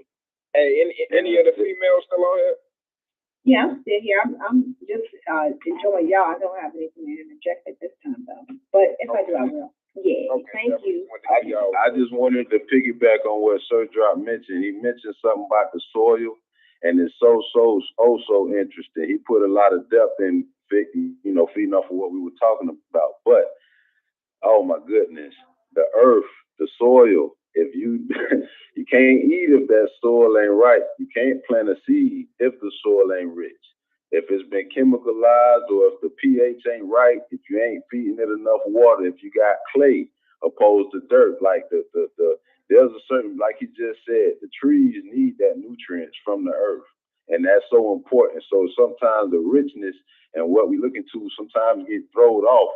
But the earth we live on, the ground we stand on it's important. Concrete streets, that's man-made, but Mother Earth that soil needs to be rich in nutrients. You know what I'm saying? For anything to grow up out of that. Now we can really build off of that alone, because what I'm saying is that's your base.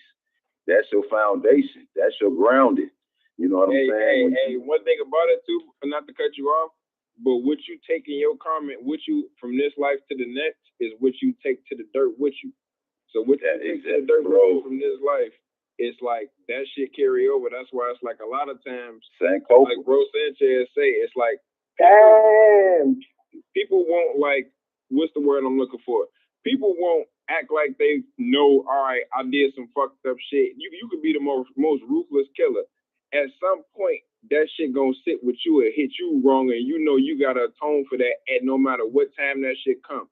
They can give you death row. You can live till you 90. You can get over the shit and then just be like, I'm just accepting it as it is.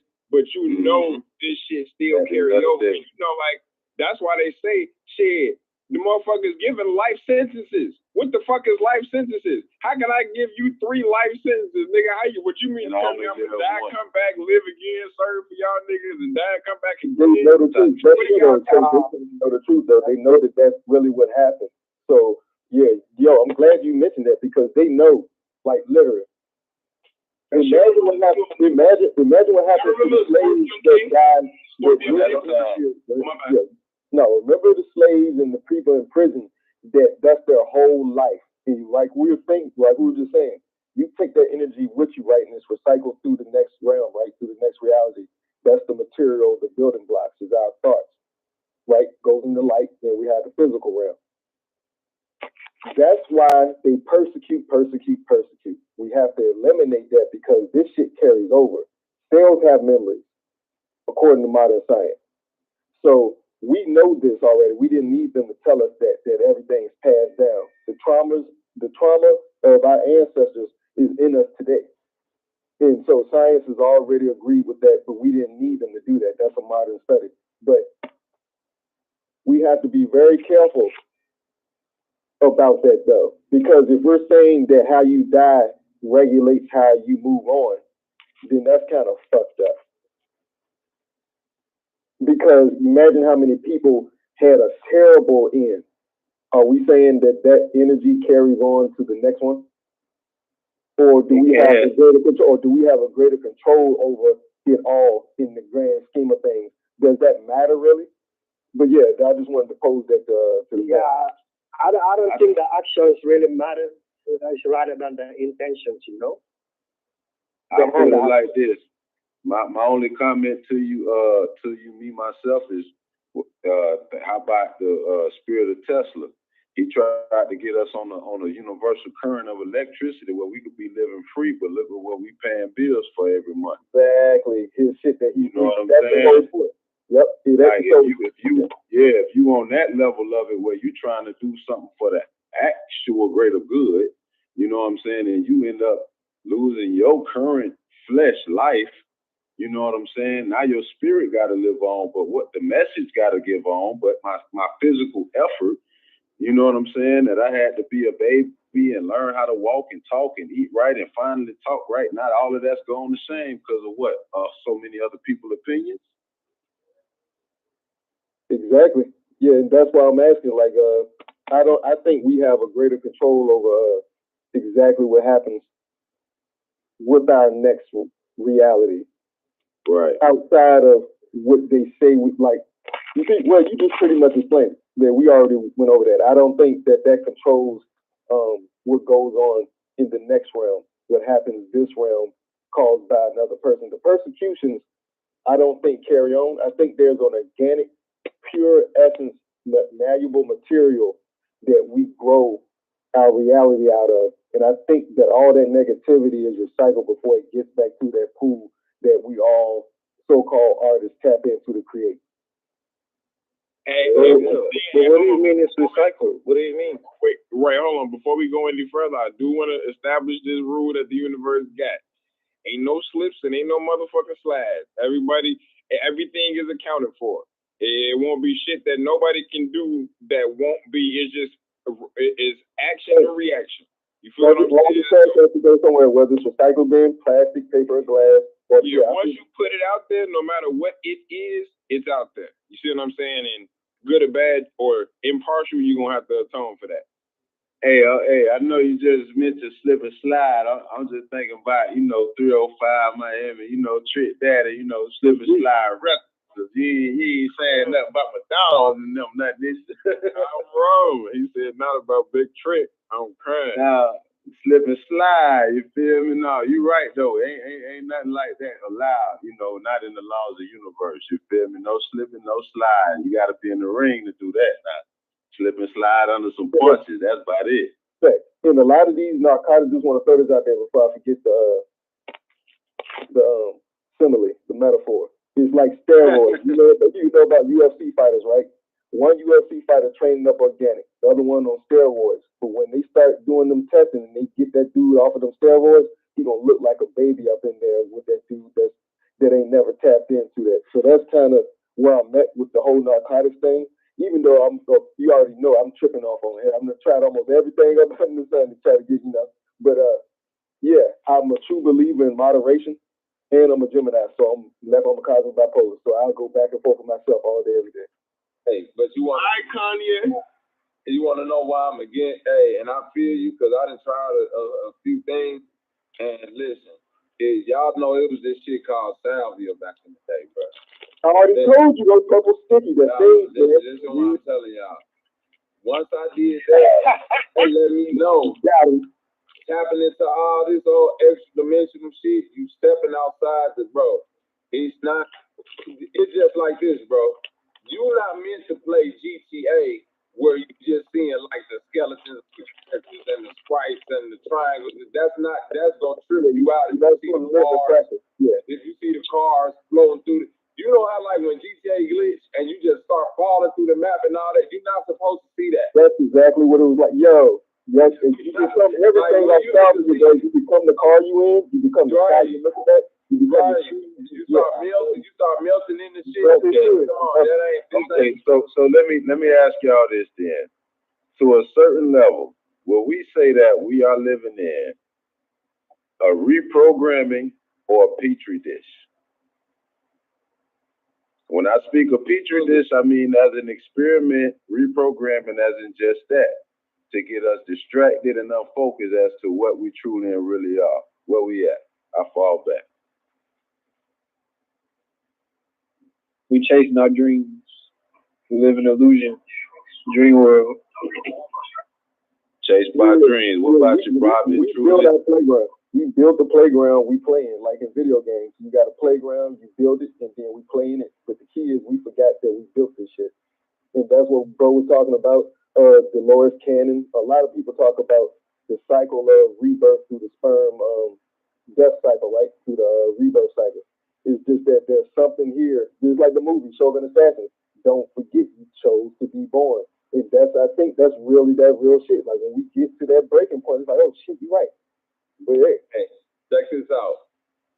Petri dish, right? Come on, bro.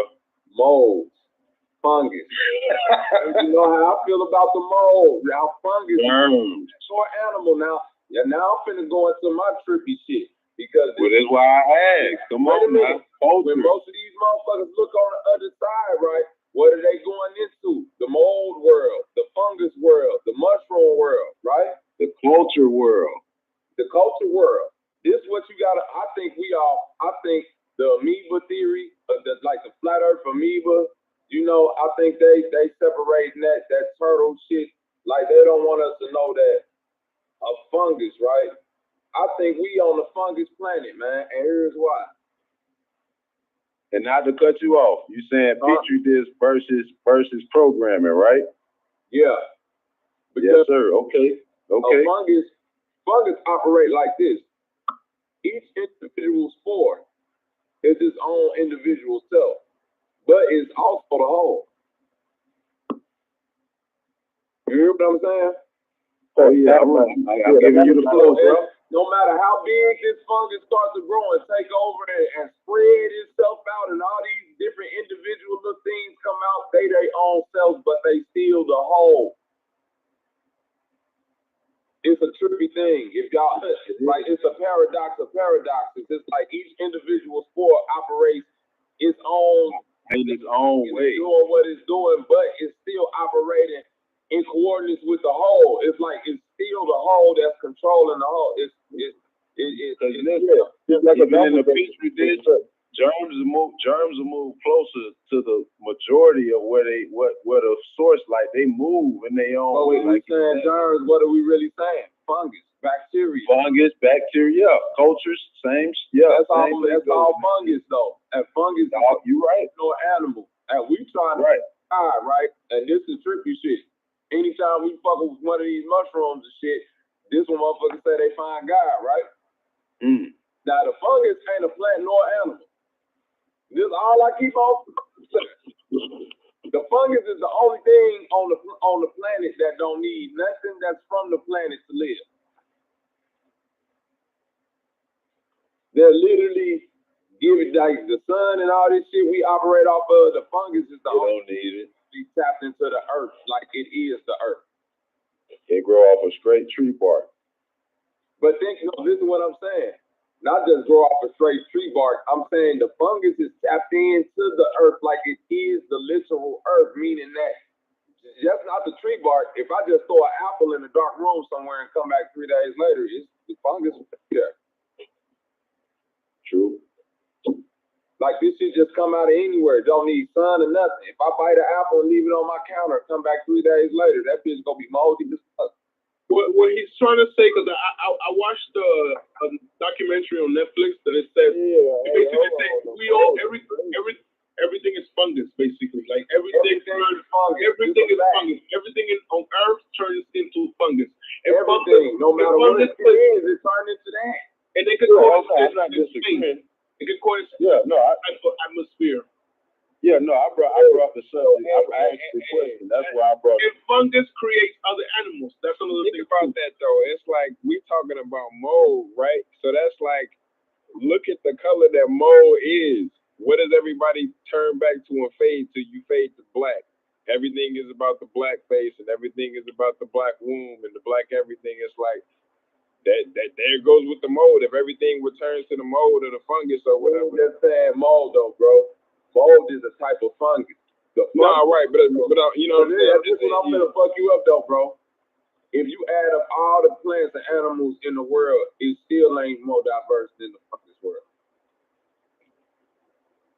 You think that's right. That's what you just go mold and mushrooms. I'm telling you, nigga, it's shit in the fungus world that when you get to looking at it, you be like, what type of alien shit is this? That's right.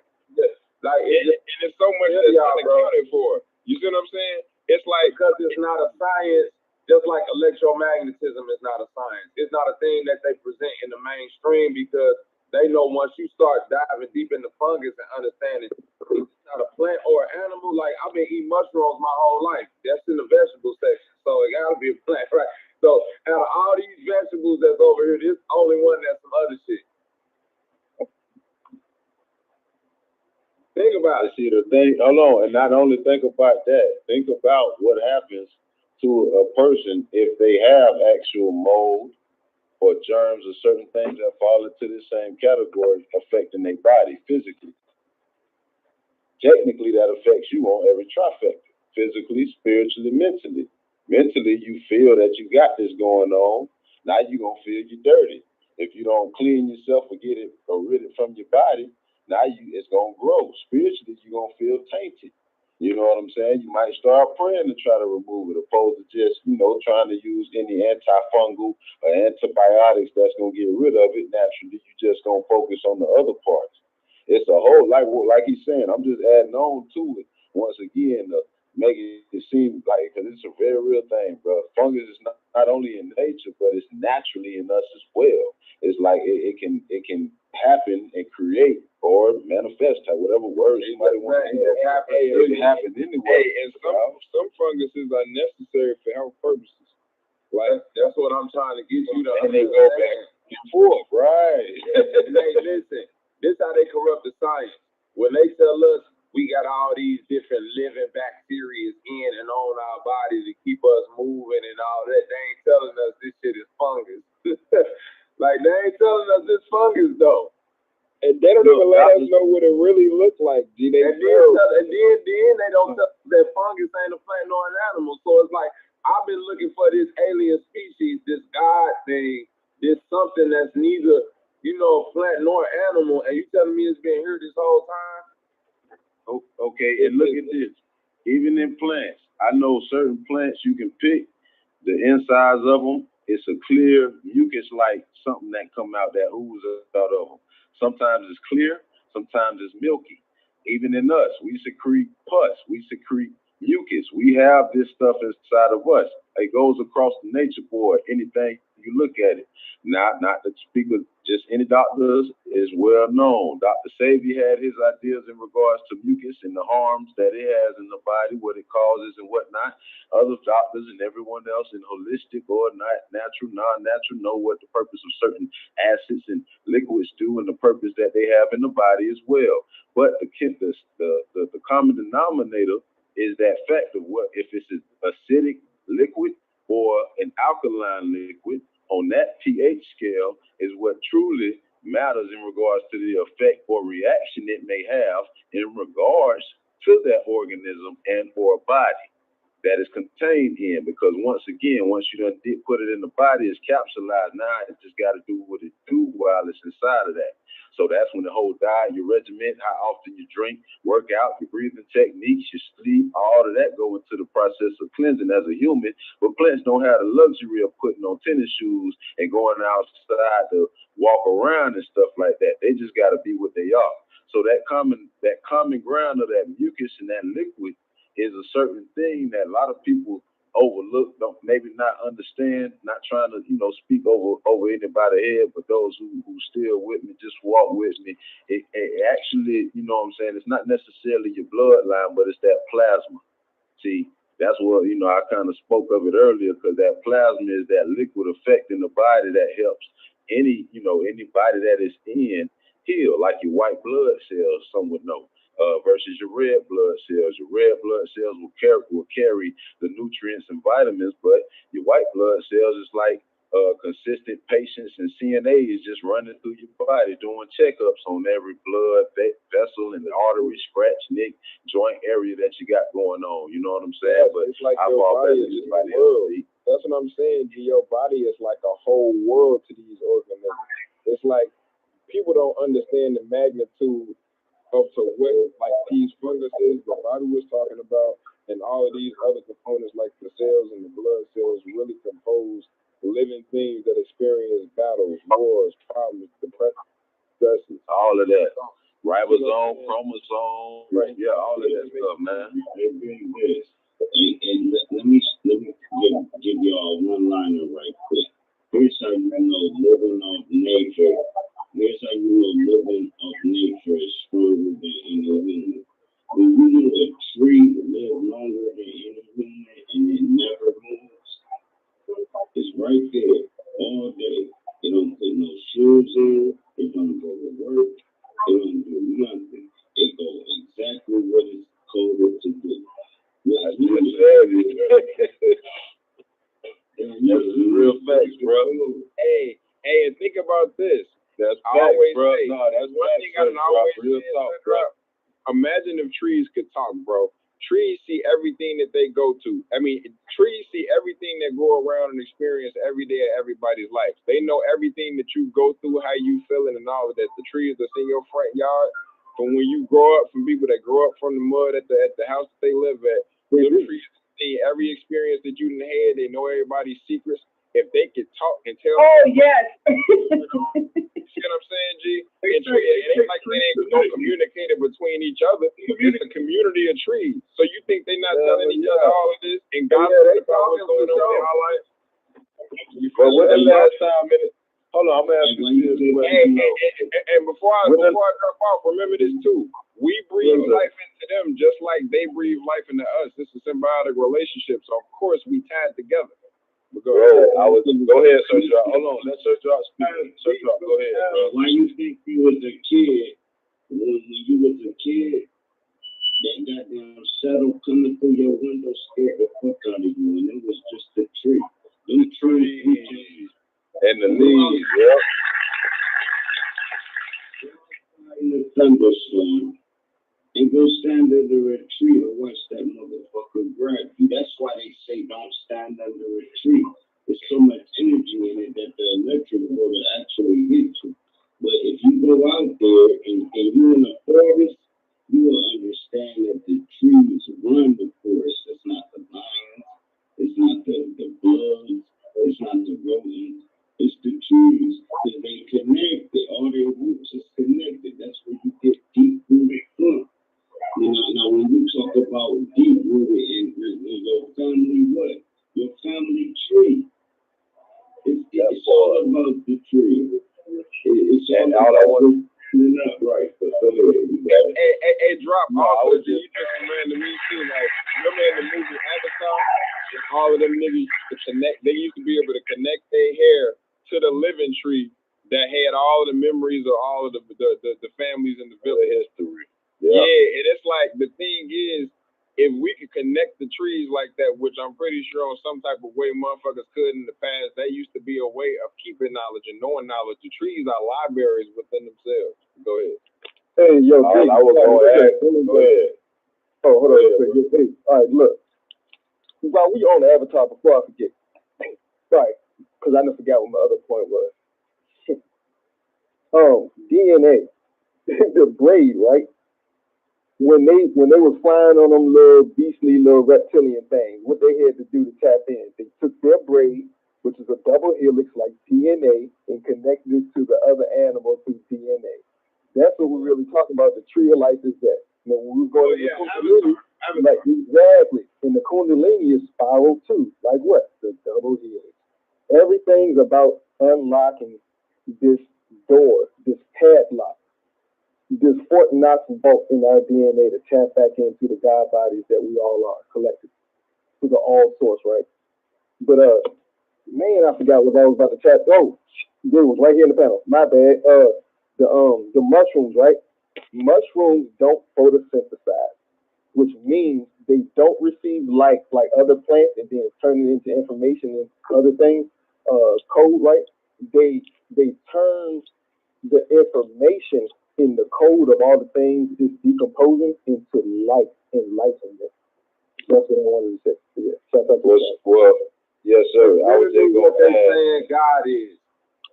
So they're not getting their everyday. If you heard what me myself said, ain't that what they say? What God did, created other things for it to know itself. That's what fungus do. Fungus don't get the information from the light. Fungus get all the information from the things that it absorb and die and then recreate in this image. Is somebody hitting the bongs or something in the background? That's elbow clapper. Is that what that is, man? I was wondering what that is. It sound like somebody hitting the bongs. Hold on, hey, quality. Abel got that motherfucker. Abel got that 8-bit NBA live clapping shit. I'm crying. Fucking clap.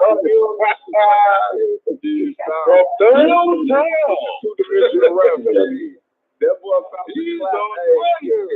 That's a Johnny Carson clap. That clap. That's a slam clap. Yeah, what you mean, man? 1999 slam. That's a clap. That's a clap. That's the clap for Bozo the Clown.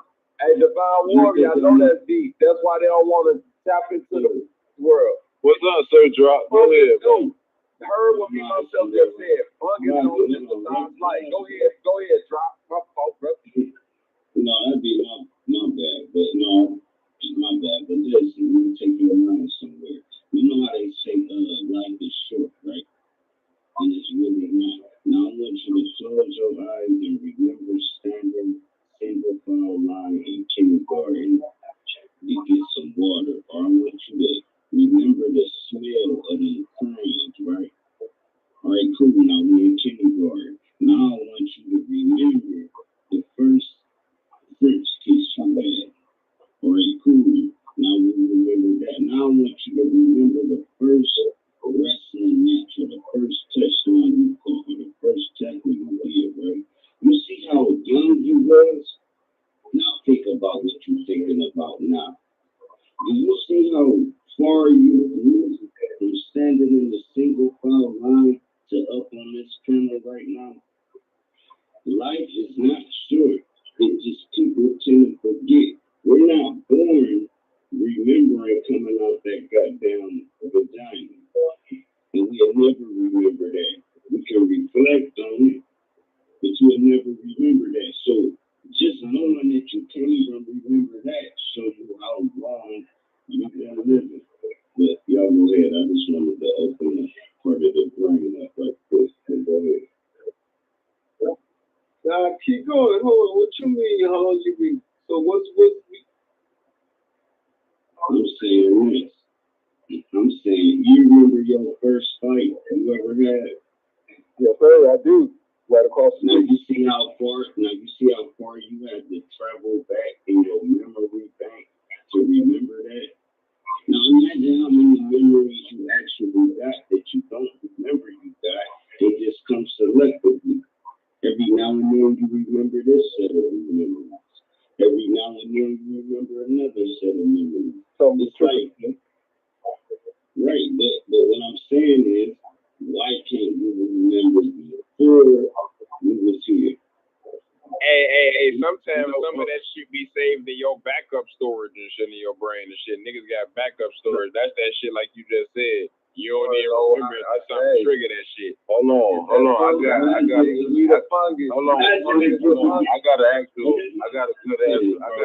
response to sir on that. This is my last. Go ahead. I do want to respond to you after this though. All right, yes, sir. Go ahead. This is fire sentence. Imagine you could be reborn and go find your old bones. That would be fire, wouldn't it? But go ahead. Bro, listen. This is my response to that. And I promise you, just like you tried to, how you had everybody walk with your peep game, bro. My answer to that, because your question was, you feel me, in that past life, how come, why we can't tap into that in a sense? My answer to that is, wouldn't that be a lot of folks' passion? And that early passion though, you feel me? Them dreams and admirations prior to being distracted by having to go to church or having to go to school and this and that other people tried and your family members tried to insinuate on you because you may have had certain people either knew who they was at an early age. So we talked about it earlier. Certain things is generational. You know what I'm saying? Some folk been cutting yards since they've been cutting yards, or cutting hair since they've been cutting hair, whatever. Cooking since they've been cooking, whatever.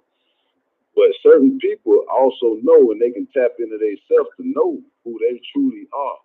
They know, like, ain't nobody ever shot this basketball like me. Ain't nobody ever had an argument like me. Can't none of y'all dance like me. Can't none of y'all do this better than me. Bro. You know what I'm saying?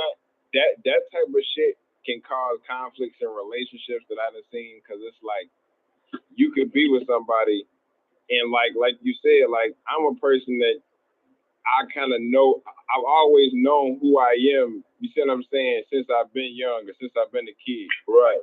It ain't never really veered. You see what I'm saying? I've always stuck to my core self and I've always known it. It's like, but then you can be with somebody and they'll be like, I'm still getting to know myself. I'm trying to figure out who I am. I'm trying to find myself. And I'll be like, shit, how the fuck we out here this grown motherfucker talking about I'm trying to find myself. But then I said, I had to learn, you got to give people time because everybody runs into it at their own time. Everybody ain't on the same time and everybody got to get to the finish line on their own time, and it's not a race. So, you got to be understanding. Hey, it's the nigga in the chat trying to go in, y'all. Well, let the lady speak right quick. Go in. Hold on. One of the things too. Go ahead. Go ahead, Bob. Yeah. No, I ain't got nothing to say. You go, sis. Okay. One of the things too that I find that based on what you just said, that some people will actually use that based on who they're currently with. So you know the whole "it's not me, it's you." You can have somebody who's in a relationship with someone for 10 years. They could be 40 years old. But at that point, they should have a general grasp of what they want to accomplish and what they want to do. At least have a path paved. Exactly. But depending on who they're with will determine virtually everything they do, what they succeed in life, how they succeed, how they interact with their relationships. Because I think about just my vast array of friends who, depending on what they're with, they could be just the ultimate star, if you will, in everything from career to children, blah, blah, blah. But then when there were some people, they just want to be just a staff and just do nothing. So oftentimes, many people, they use that excuse depending on who they're with, because they feel like that person is going to continue to hold them down, not going to do much for them. So they make excuses that, oh, it's, again, me, not you. And then sometimes some people just use that as a crutch, so that way you can pick them up and bring them up to your level. At least that's in my experience, if that makes sense. Yeah. No, it does, because that's almost kind of, one of the things that you can expect from certain people. But if anybody else, that's definitely where I was trying to lean at too. So this, like you said, people will definitely, you can help bring people up, and some people can, do that. It's like you gotta know, as long as something don't take you out of your character to the point where it takes you away from who you are. Put y'all on, man. Yeah, nothing should take you out of your character. Nigga in the chat that's calling himself sewer rat, and he putting all these little funny things, but you called yourself sewer rat. I would expect a nigga that called himself a sewer rat to be typing the shit that you typing in the chat. What he say? Hold on, that's his name? His name is Sewer Rat. I think, bro. Hey, listen, the worst creature on the planet. Niggas I'll take roaches in my house before I take a sewer. Yo, bro's back. Go ahead, I'm sorry. But you guys got to talk about that photosynthesis and about the trees and ask Bro Sanchez, because he got to. I know one thing. Y'all review him. If you in a sewer and you a rat, you ain't photosynthesizing shit. Nah. Yo, bro. Bro Sanchez back. Yeah, what's your thoughts on that, bro? You guys gotta give him a review because he hasn't been here since. He might have been listening in though. Nah. He was tapped in. We was talking about the earth being the fungus, man, the fungal world. You know, did you hear any of that, bro? I just got that. Nah, he was getting a beer at the 7-Eleven. Hey, look, Ross, hey, Atvo comedian. If you can guess what store I went to get the beer, I'll let you know if you're right or not. Go ahead. Okay. No, let him go. Let Ross. Okay. What's the nearest casino next to you? I can't give you no hints because. Sanchez ass with the Kroger. Quick Stop. The Quick Stop. That's where I went. Quick Stop. Yeah. Look, no, you had it right. I went to sell. You went 7-Eleven? Hey, man. That's like the crackhead hospital. Right. Let me ask you a question. Quit saying that. Y'all were right, though. 7-Eleven, Wawa, and Circle K, all the same company. But you know what's crazy, though? You can't escape a 7-Eleven on the West Coast, bro. You just can't. Not on the East Coast either. They all in Florida and Georgia, dog. And Korea. Or Circle K. Or Circle K in the Midwest. Nah, but y'all got Waffle House open. Like the West Coast, nothing is open, bro. But you know how many people died at Circle K, bro? They had a Circle K killer out here in Florida just 2-3 months ago. Bro, niggas actually pumped their gas in my hood with the pistol out. Hey, what up, Scheme Team? I be saying Scheme Team in the chat a lot, asking for a wrench. I see people be giving that brother love, and he be in the chat a lot. But salute, Scheme Team. I ain't ignoring you too. Much love. And tell that nigga to donate. Hey, let me ask y'all a question. No, that was funny. Drop always donate though. Most of all the cats on this panel though, man. Salute to y'all. I appreciate y'all. I ain't been donating lately, man, because I'm on a mission. Like I'm trying to get to a whole level. So when I'm on this level, I can do what I want. You know what? But listen, you donated enough to take these gaps, bro. Your dues is paid into the brotherhood. Let's go ahead. Just bullshit. Hey, and let me ask y'all a question, man. Can you be happy, right? Because everybody want to say fuck the money, right? And I want to say fuck the money too. But can you actually be happy broke? Like you broke as fuck. I ain't talking about, you got like 2,000 in the bank. You broke as hell. Can I answer that since I worked at a homeless shelter for a while? Look, go ahead. I saw motherfuckers with no money at all, but they had clothes, food, and shelter. And guess what? They would go out there and beg for their little habit money, beer and cigarettes. They beg enough, they can get that, keep that. If all you got to do is get beer and cigarettes. And now that sounds like a measly existence to most of us. It do to me, and it should to you too. We don't need you niggas being a bum. But check this out. What I would say about that is, I swear to God, a lot of them dudes was happier than me. And I showed up at work today, every day, making good money, man. And guess what? And they had to tell my ass, security, put a smile on your face, man. And I'm going to tell y'all something. When a homeless man with nothing tell you to put a smile on your fucking face, you start to look in the mirror and say, hold on, wait a goddamn minute now. You feel me? It do something to you. When a homeless man tell you to put a smile on your face and you got a whole house and food in the cabinet and all that, clothes and outfits, all that. And this man telling you to put a smile on your face. Telling me. Yeah, I just wanted to say real quick. But shit, you killing me because the way you say it is hilarious. And I just wanted to say real quick, we need to learn more business and law, and then you can deal with money. You learn business and law, you'll be able to cover your ass in your life, livelihood, and your business. Y'all got it. You know what's funny, OG Leo? I ain't mean to cut you off, bro, Sanchez. My bad. You're right, but look, what I'm saying, what he was saying is like, you got a lot of people in very blessed positions, and they talk like they fucking just got a cloud over them, like some of these rich folks that commit suicide. So I think when we say pursuit of happiness, I don't think that's necessarily financial, but I'll say this: if your ass broke, I just don't see you being happy. But see, a homeless man ain't broke, is what I'm telling you. See, because my example of broke is like you ain't got shit. Now that homeless man got food, clothing, and shelter. That's why I said America is so spoiled. Our homeless folks ain't really homeless because they still got shelter. They still got a place that'll give them a bed every night. But we call that homeless though. In other countries, homeless mean homeless, dog. Like even in LA, damn near some. Y'all know what I mean. Our homeless is different than fucking third world India somewhere. No, you're right, bro. Because it's a difference between. You're killing me.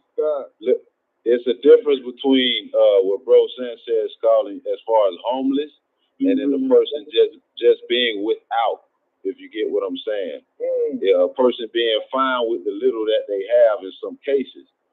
Some people can be in a situation where they got a job, they may have a car even, and they got a sense of mind, they healthy, they are working male or female, but their situations done put them in a predicament in another situation where they just gotta not have no shelter. But hell, they got enough sense to say, hey, I live here, do what I gotta do here. Hell, and maybe their only problem is they got an attitude and really ain't nobody finna put up with they love the way that they is. But on another level, some people really just don't mind being without because they got so much of a pride. They ain't trying to get no $1,000 or even no $700, even Section 8, $100 to nobody because they got a certain way of thinking. So they rather it's me against the world type attitude and approach every day. Every minute they don't even brush their teeth. They ain't thinking about what it's gonna take to be a better them and contribute to society, be a better person, contribute to the world. They just know that I ain't even finna. It's so much they ain't gonna do. That's the way they rather live though. So if anybody got something to say, I'll fall back. I'm saying we destroyed our indigenous nature, right? So think about even in other countries that we call third world countries, these are trying to adopt the democracy system, right? But in places where they didn't destroy the indigenous nature, it really ain't a concept of homelessness. It's either you're into the modern society or you just somebody who living off in the forest, off the land. You know what I mean? We wouldn't, motherfucker. Like if right now I decided with me and my family that, you know what, I'm finna find a place, a forest where motherfuckers don't go chop me down some trees, build me a little fucking cabin, irrigate me some stuff, start farming out. It's like, am I homeless because I ain't got like I could live the rest of my life. Hey, I'm glad you brought that up, Bobby, because that's what I was getting ready to chime in with, man. I moved to Hawaii like 10 years ago, and when I seen there was some things that was really insulting in the newspaper, they would be like, homeless Hawaiian girl gets valedictorian. I heard exactly, and I used to say that. Like, them folks live off the land. How could you I got family. Y'all want me to. Hold on, it's a difference between houseless and homeless. Just because you don't got a traditional house don't make you homeless. Hey, now hold on. I can take this phone right now, walk out my place. If y'all wanted to see it right now for yourself, give me 5 minutes of walking and I can show you some people living right now in some woods. Hey, guess it ain't ashamed of. I can do it. I'm talking about real talk. Bro, I can show you some shit. Look, I can show you. Hey, LaShawn, hold on, my bad before I start. Double salutes to LaShawn Thomas. What's up, bro? What's good, my family on the panel? What's good, my peoples? What's good? Hey man, salute to everybody. Can y'all hear me? Yeah, salutes. You wanted to? Yeah. You just hopping on. I see you. Go ahead. No, I'm just rolling out this flat top in Missouri, man. I just wanted to agree with the guy that. So you gotta fix that phone, bro. You on the road, folks that live in the woods and shit. They actually live in the woods and shit. I ain't even know that, man. And they light fields and all that shit, man. They find what they is. And they live in the goddamn woods, man. Bro, I'm just listening. I'm just listening to him. Fall back. Like, I think somebody built diesel fuel from plastic bottles stranded on the island. Just wanted to throw that out there. Damn, Plastic bottles, but yeah. Shut up. Hey, see what I'm saying. I'm in the capital of the state. I wanted to holler at Elite for a minute because the other day we brought up Hawaiian, and we was having a conversation about Asians and Pacific Islanders, and people was like, bro, Hawaiians are something, are not Asians or something.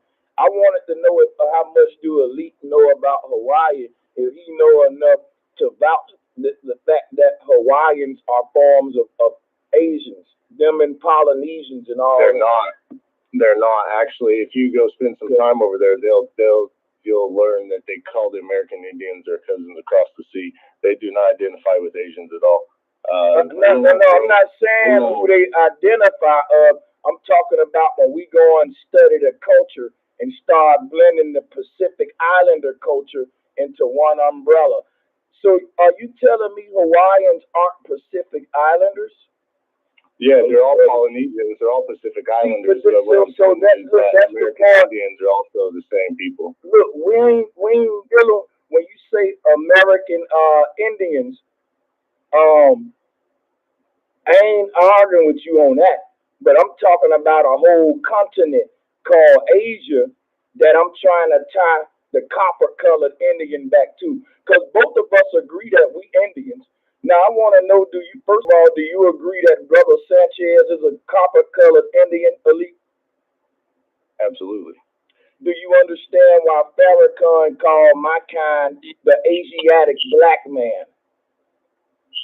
Yeah, because that's actually the origin. However, the story is told backwards. You know that everything comes from Maya, so it bounced out and went out that way. But okay. So listen. Now at this point, I'm not even debating you. I think I get what you're saying. You're saying, and I think Sister Betty was telling me too.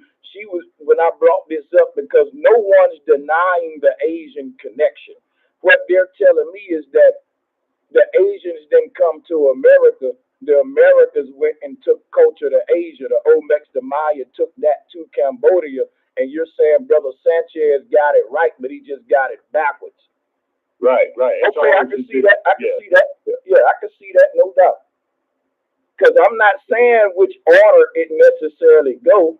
I'm just saying I see the connection why Farrakhan would say, because I used to always wonder, I'm not fucking Asian. What is he talking about? Asiatic black man. Then you go to you go to looking into the Mayans, the Olmec, and that's why I said Hawaiians, when you look at the way they eat, is a lot of rice and shit with like, you know how the Asians eat and shit. You know what I mean? Right.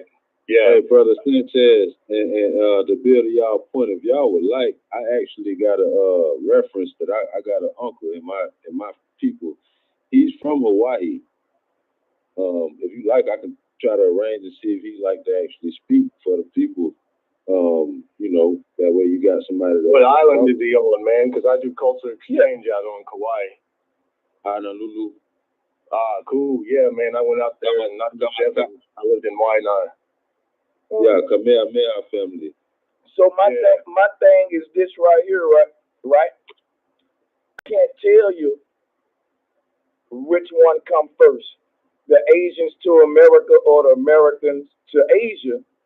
What I would say is it's hard to tell, because when you look at the height of technology and civilization in Angkor Wat, it's very, very high, and it's equivalent to the Mayan and Olmec. Like, in order to say which one came first, you would have to say, well, this one is kind of more advanced than that one.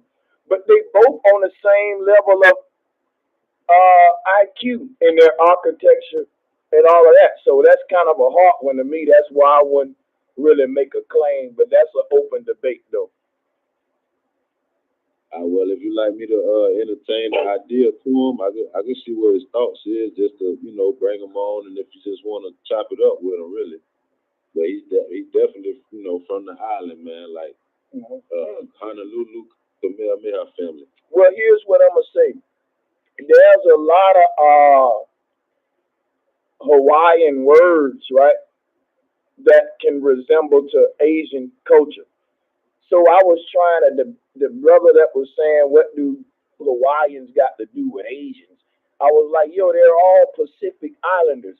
And Pacific Island culture, to me, is one big ass culture expressing itself in little bitty, small little dialect ways, sort of. But I ain't going to go deep into that. I will say this, right? When you go to Hawaii, you do got a lot of people that call themselves Native American Indians, and they look white. Now, I'm finna make y'all laugh. Dog, the motherfucking bounty hunter, lived in Hawaii and said that he was a Native American, basically an Indian.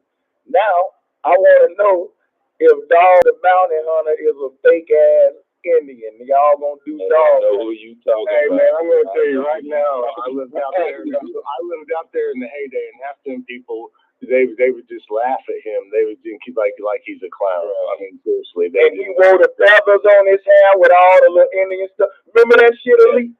Bro. Yeah, man. When I was out there, man, I have my hair up now, but when I was out there, I looked just like a Polynesian. 2 weeks in the sun, I looked Samoan dark, right? You know what I mean? And they would come up to me, they'd be like, "Oh, hey, what's up, brother? What you like going down to the moon?" And then I'd start. Oh no, he just. And then they would be like, "Whoa, brother, you sound like a redneck. Oh, hey, come here, what you know what I mean?" And then I'd have to come in, I'd have to start reading shit because they like to hear me sound like a redneck or whatever. But I'd have to tell them, no, I'm Indian. And then as soon as they'd be like, "Oh, yeah, you got the spots like we do. You're our cousins from across the sea, right?" You know what I mean? And so it's just like, man, Dog seemed like a crawfish boy, man, from New Orleans. He was better off saying, "Hey, dude," opposed to brother, like he was saying, like from Hawaii people. yeah, that's because if he said brother, if he tried to do that brother shit in the wrong town, he would get the bottle. Hey, nigga would have said something saying like, "Hey, you ain't Hulk Hogan, nigga." You know what I'm saying? Hey, for real. It's only he was one nigga we let walk around with that brother shit. Oh, for real, bro. I know exactly who Sanchez talking about. And he had a little another scandal because something came out. Like he just ended up going public by him and his whole little marriage and scandal. Actually, a couple of years ago, I remember something came out about that dude. Man, he was faker than a bitch. Who, Dog? Yeah, Dog. He was. Yeah, that nigga right there will catch your ass, talk shit to you while he roughing you the fuck up. Goddamn, he'll be talking mad shit to you, fucking you up. Then he'll say, hey, what was his wife's name again? Cynthia or something. No, with the big titties and stuff. The little the died. big What was her name? What was Dog's wife's name? Damn. Smoked the cigarette and shit. Silly. But look, he'll be like, was it Beth? Beth, yeah. He'll fuck you up, wrestle you down, and then when he gets your ass in cuffs, he'll be like, "Beth, give him a cigarette." I'll be like, "Yo, that nigga always give their ass a cigarette."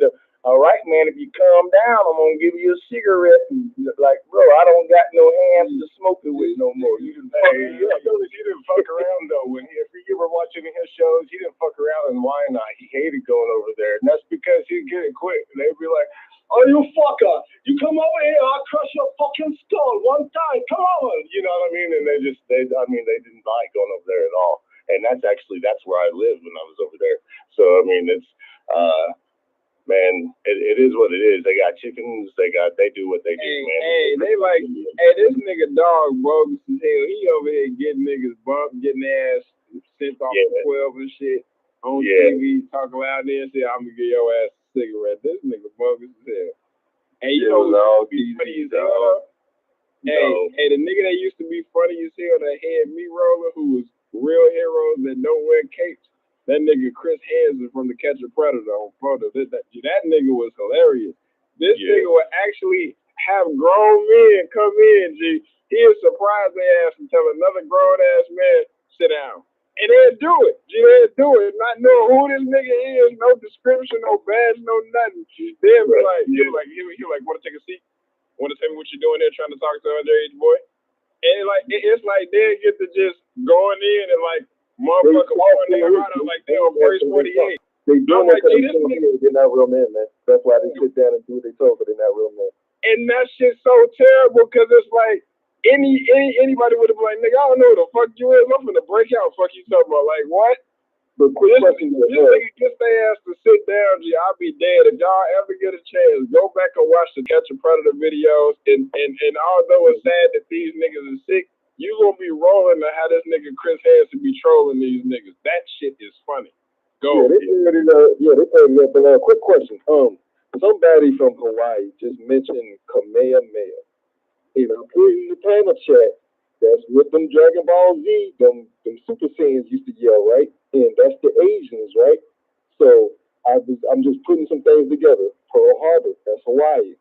Who did the kamikaze on it? The Japanese, the Asians, right? So I'm thinking, do they know that they're like what Bo was saying, the Asiatic man? Do they know the links of this land and them? Yeah, absolutely. Actually, the first people in Japan. Hold on. Oh yeah, I'm on. Sorry, I didn't mean to jump in too much. I didn't want to lose that space. The first people in Japan are called the Aino, and if you look at them, they do everything.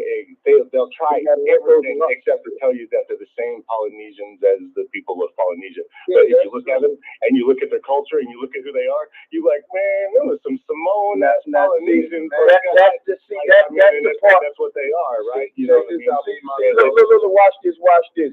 I'm telling y'all now that the Olmecs that was walking around this land looked like Samoans, Hawaiians, Polynesians, Gucci Mane looking ass niggas, bro. That's what I'm telling you. Like, and guess what? That's why I said they all are farm Asians, like that Tiger Claw dude, Bo Young or whatever. Like that kind of look. It's weird. It's crazy, but yeah, go ahead. Hey, have y'all ever seen someone like who's Ugandan with a wife who's like Yugoslavian or Ukrainian, something like that, and seen their children? They look exactly like those Asian-looking Africans that you know is from Africa that look like the like Buddha statues, man. They look like the Thai people. Yeah, they got really like Siamese. They got the high yellow skin. They got their really pulled back eyes. But it has to be those crosses. You got to have someone like from Uganda or some shit like that, and someone like from you. Like it's weird, but you got to have that cross. Hey, Alici, you want to know a problem I think that we do as flat earthers?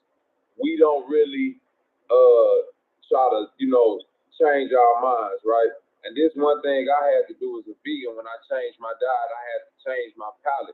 So as I'm becoming a flat earther, when I go and think about geography, I really have to like take myself out of the globe thing, and I really got to be like, okay, Hawaii is an Asian, then I got to understand, yes, that's closer to there than what they showing me on the map. Like, this is the Polynesian Triangle, New Zealand, Easter Island, and Hawaii. Like, they're close to each other, but if we keep thinking in our map like this shit is right next to United, like Hawaii is far as fuck from the United States, bro. That flight is not a fucking close trip. You see? 12 hours from California. No, they try to tell you like, oh, it's in U.S. territory. They try to justify all that bullshit, but no, Hawaii is the only place in the United States that you can take a direct flight to Japan or New Zealand. You can go directly to Japan, right? I try to get people to understand that when you go to Hawaii, this is where all the Japanese businessmen come and vacation. Speaking of Japan, is right next to Russia, right? Hey, speaking of Japan, 4 hours from Japan. Hey, speaking of Japan, the weirdest shit about Japan now, and I had to land in Japan on my way to Korea. We landed in Okinawa. But the weirdest shit that I learned about Japan is that Japan has had the oldest population since damn near the beginning of time, meaning that the most old people in the world is in Japan. People don't die there. They live like they got the wrong life effect. Hold on, people. Hold on, bro Sanchez. Can you recall if it's not me asking too much, like you was just asking, I mean, just like you just mentioned, the short time though, I mean the flight times when you was over in that area, would you say to the conception of the idea that you had, were they shorter, closer in regards to the time you was in the air? I can't even remember, bro. I ain't gonna lie, man. It's been so long ago, and then when I get on a plane, I play little games and shit, listen to music, and sleep. And No, I was only asking because I know that would be hands-on experience, and you know that would be just coming straight from the source. You know what I'm saying? I ain't gonna cap because when you talk about plane flight routes and all that, I think the only way flat earthers can really put our maps to the test is to do it with a flat earth pilot who's able to take his own independent route, because they have some called flight paths. These are invisible highway systems in the sky, and if you gotta follow this shit because it's rules and regulation, you'll never know really what the earth is if they got you just flying and fucking for nothing just to hide shit, you know, because they got the certain paths and shit like that. Right. Yeah. I think it's maritime. Hey, one thing I wanted to touch on though, when bro was just talking about Japan having the oldest people, it's one of the people that lived just long as those people on that island in Japan or whatever, and that's the Hunza civilization or whatever Say that again, Q. Almost near Russia. I know what he's talking about. It sounds a little low. What was that people name again? Go ahead, my bad. It's the Hunza civilization. They in the Himalayan mountains or whatever. They live up, you know, where it's high elevation or whatever. Their life expectancy is 130 to 140. Mm-hmm.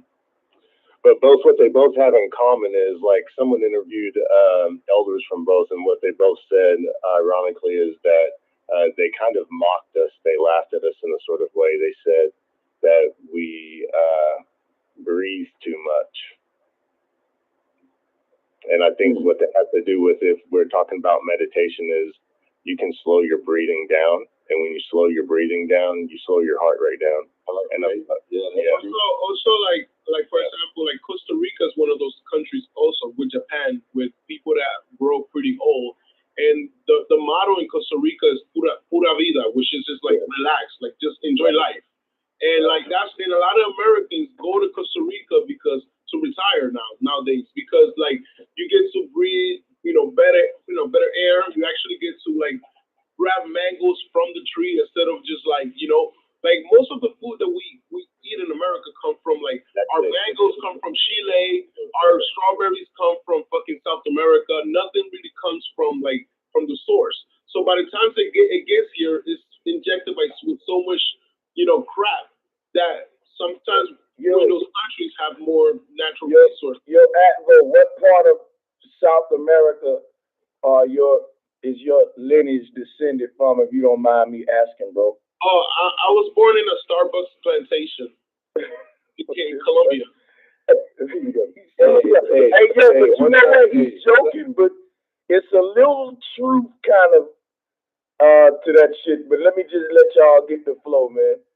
All I was finna say is I'm an Aries. My birthday next week, 414. Colombia. I'm planning me a trip right now. I'm in Tallahassee, like I told you, but I'm a real Florida boy. I'm from the bottom, baby. Listen, I will show you myself. No, I'm for real, bro. I will show you myself. Come next week, Friday or Saturday, once I done get down now. We still got coconut trees, mango trees. I'm talking about Japanese fruit, plums. I can all that still from the nature. When I'm home, I live off the land for real, bro. I could peel a coconut with my teeth, bro. I ain't even like joking about it because it's not, that ain't no it's just a certain thing. That's a survival skill that your ass will need. But now check this out, man. shit. Say these damn Hey, niggas don't do that no more. Hey. Yeah, you know, hey, tell him again, Advoto, but tell him again. He said you don't gotta do that shit no more. I'm gonna tell you, hey, you joking, but for real, I go live to show you. Hey, nigga, Like use you the just said, machete. Goddamn. Yeah, there you I go. got all that. I got all that too. But certain things, like I'm saying, certain things, certain people don't. You know, I ain't gonna lie. Listen, there ain't nothing you want to try to do just anybody. Let me say something real quick, right? When like the brother Atvo said his lineage from Colombia, right? I did security with a bodybuilder from Colombia. His name was Ivan. And yo, this nigga was so fucking buff. One of that nigga arm biceps looked like my thigh, nigga. I can't make this up. His arm looked like my thigh. And that nigga, he was in the same security I was in, right? Ivan used to get in trouble a lot because when it was time to get physical, let's just say he got physical. And motherfuckers ended up having to go to the hospital because they didn't comply fucking with Ivan. But I'm going to tell you something. I would love to have Ivan paired up with me because I felt protected like a motherfucker. And One time I tapped into that because like I'm not a violent person. I'm a comedian. I like to make jokes, but I'm not like confrontational. I'm not like Chris Rock. I ain't gonna let a motherfucker come slap me like that. But one time I was actually in Harlem. I was living in Harlem, and like people tend to speak in Spanish in front of me, not knowing that I speak Spanish. So happened to be a guy in the store talking shit, and I started fighting this dude. But you look like you make a perfect burrito though. Oh no, I'm not Mexican. You see, you just being. But I'm just joking, bro. We do arepas. But but what happened was that I ended up fighting like 5 dudes, and that was a moment that it just sporadically I dropped 3 dudes. This is like real shit. I dropped 3 dudes. I got hit with an umbrella. I thought I was getting stabbed. When the police showed up, I just went home. But like it was a sequence that I was like, oh shit, I just fucked up 5 out of 7 dudes. They did fuck me up at the end of the day. But I walk home, with the fact that like at the end of the day, hey, he said them niggas gonna feel me. Bro. And guess what? Real talk. The next day, a little nigga that used to run the block came in like, yo, my bad, like them niggas is disrespectful. But mind you, I was just like, oh shit, I was kind of like, not the phobia, but it's like, I'm like, I have some strength that I never tapped in, but luckily I never tapped into the wrong things because at the end of the day, you know how to channel that are seminary. You know how to channel that shit, bro. Where did all your gangster go when the police came? Like you beat 7 people up, right? I said I dropped 3 dudes. I dropped 3 minutes. But police don't count as human. I'm fucking rolling. Hey, and I'm gonna say you bogus as hell, Drop. This nigga Drop gonna tell this nigga, nah, don't stop that nigga. Fuck it, drop the police too. That nigga show up talking, hey, what's your name? Pop his ass. No, because I know I'm going with it. Like I already not to cut you off, bro, but I already kind of see where he's going with it. You got that Anna in you when you were already on one. We're dropping 6 people. No, it ain't. Who is that guy? That nigga Mike is so. Because I told you what, I got hit with an umbrella, and I thought I was getting stabbed, bro. Until I noticed the umbrella, because when you get hit with an umbrella, that shit hurts. I hear you explain shit to me. That's what you. Bro, you fighting Dominican for your life. You fighting Dominican. It gotta be a machete. It gotta be some shit. Like wow. Once I see the umbrella breaking in, I'm like, alright, it's an umbrella. Chill, but I thought I was getting stabbed, bro, because that umbrella hurt, bro. Like, they broke that shit on my back. No, I'm going to show you something. No, he ain't capping. Look, let me show you what's crazy, though. I'm going to show you what's worse than that umbrella, bro. Now, when I went through the little police academy and shit, They make you get sprayed with pepper spray so you can see what that feel like. They also make you get tased. I had to get tased. Look, watch this. I had to get tased and I had to pepper sprayed. But here's something that they didn't make us experience that I don't think I ever want to. There's this little stick, right? It's small, but when they whip that bitch out, it's a little one. It's a ball at the tip. Some of y'all know what I'm talking about. Yeah, the retractable baton. Yes, sir. That bitch, hey, look, that bitch got a little electric shock to it too when they hit you. And bro, some of them. Hey, right. And you don't wanna. They don't even train you with that bitch. You don't even gotta. No, hey, no, I know what talking about. You get to ride the lightning. That's what they call it. Sanchez, you ride the lightning, man. I'm gonna just tell you something. If a police ever whip one of them bitches out, because what happens is it's a little stick, it's very little, then he slang it. And you see me myself know what I'm saying. When he do that, guess what? Stop doing whatever you doing. Oh, yeah. Stop, bro. Stop, dude. Yeah. That ain't no billy club. That's something different. You don't want that. Why? Hey, brother Sanchez. Ain't that like the little cuz? Yeah. Yo, and some departments don't even let you get them, though. Some departments don't. But if you in a city and you see one with one of them, yeah. That shit. Yeah, I know that. I ain't got one of those, you ain't gonna be able to walk. It numbs your entire thigh. You get hit like if you're it numbs your whole thigh down there. Switch, that's the type of shit that can get you clipped. It's like if niggas in the hood know this nigga walk around beating ass, fucking maiming niggas with this motherfucker, they gonna have to clip his ass. So many niggas underestimated that little stick and they learned the hard way. Yeah, exactly. Hey, and if you my age, right, and you in that hood, that same stick is equivalent to a nigga beater. Do y'all know what a nigga beater is? Hell yeah, hey, drop you a legend. You a legend. Like a housing? Was it made out of housing? No, it's like, guess what? Look, that little motherfucker, I don't know if it's aluminum or something, but it carries. It's the size of your forearm. It carries a little electric charge, so like, yeah. I'm with blood tape on that hole. Yo, y'all know what? I'm trying to look it up. No, you real though. Have a comedian? No, you just said. You just said, y'all. Listen, bro. I'm from Dade County, bro. I'm from the bottom, bro. I could tell you by when man, listen. They had what the little horn is. Somebody might be able to know, but it's this sonar alarm thing that they got, bro. What it pulsates. It make a slight noise, but it actually pulsates, and it'll make you feel like you on fire, bro. I'm talking about this back in the Incredible Hulk movie. Yeah, that's but it's a real thing, bro. I'm telling you what I experienced back in 2006, 7, 8, bro. When I was back home, Marvin, bro. I'm 1 foot in the streets, bro. For real, dog. You know what? I experienced things. That sonar, SARS, radar thing, whatever that thing called.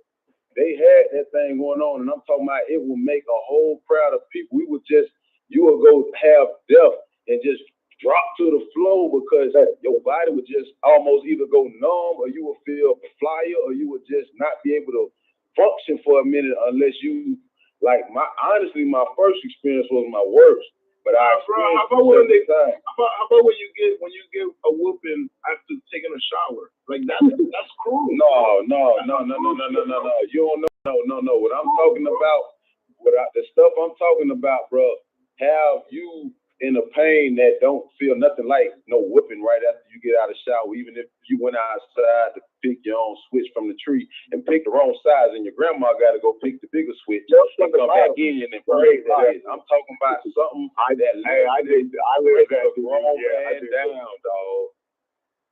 I'm serious, bro. They got to about it literally cook you from the inside out. Imagine being in a nightclub and 300 people, 150 gang over here, the rival gang, and it become a whole mass, and the police got to stop this riot. Diggy, that's how a lot of people stop from losing their life back. Hold on, bro. Trust me. I got you. Guess what? The latest shit that I saw, and I'm up on all the tech. I like where y'all got the bill going. The reason I'm cutting in, right, is because there's something called bariatric. Let me look this shit up. I can't even pronounce it right now. Hold on. I can't even remember the name of the shit, dog. But I done live this, dog. I ain't just talking. I done live this. No. You ain't live what I'm about to tell you now. Fall back a minute and let me show you something. Just fall back. Yes, sir. Go ahead. Trust me. Go ahead. I just saw this shit the other day. I'm subscribed to all these techie white boys, right? And a lot of them is ex-military and shit like that. Tech and military go hand in hand because the most advanced technology lies under the category of weapons and weaponry. Now check this out, right? Hold on a second, y'all. Yeah, the craziest crowd control weapon that they got today is some shit. Right, hold on a second.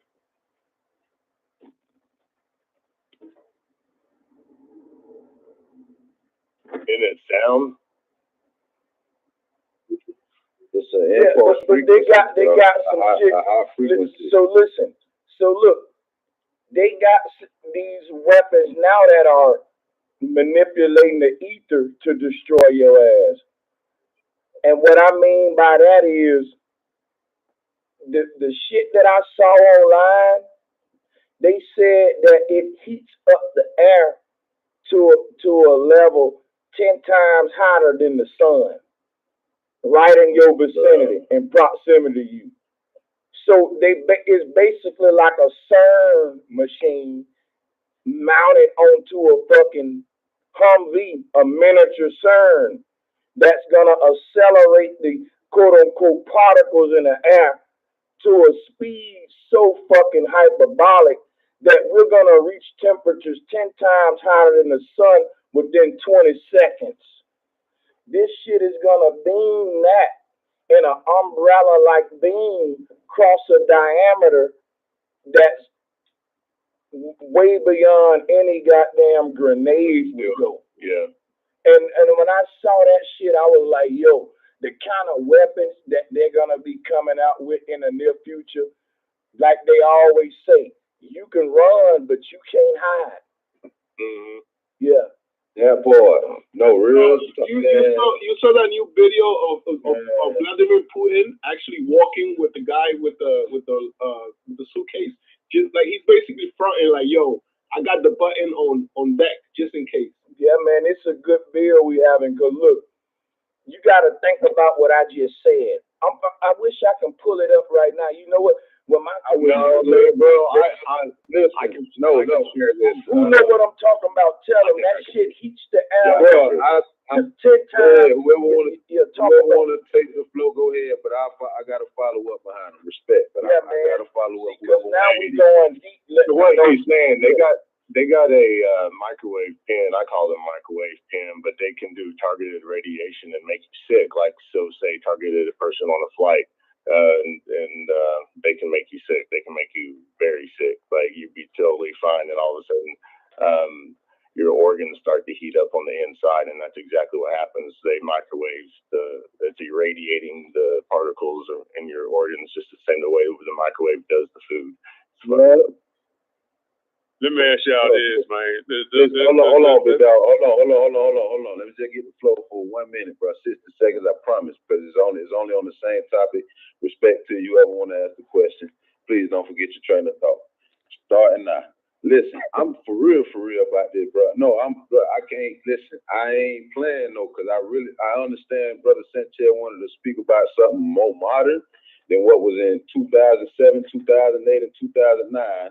Back in down south, Dade and Broward County. But I'm talking about what I was experiencing then. You know what I'm saying? When I was literally, you know what I'm saying, promoting clubs, doing this and that with the youth and the top priority area. Yeah, go on, tell them your experience. Yeah, I'm just talking the truth. For anybody, I don't know, who all amongst the airwaves listening, but they'll be able to vouch if they definitely from South Florida. When we have big issues going on and riots and all that, man, the way that they get rid of that back home is them solar sided, them high frequency weapons. I'm telling you, I was in the midst of all that going on. Everybody is not a victim of certain things and weapons of destruction like that to be able to still speak about it.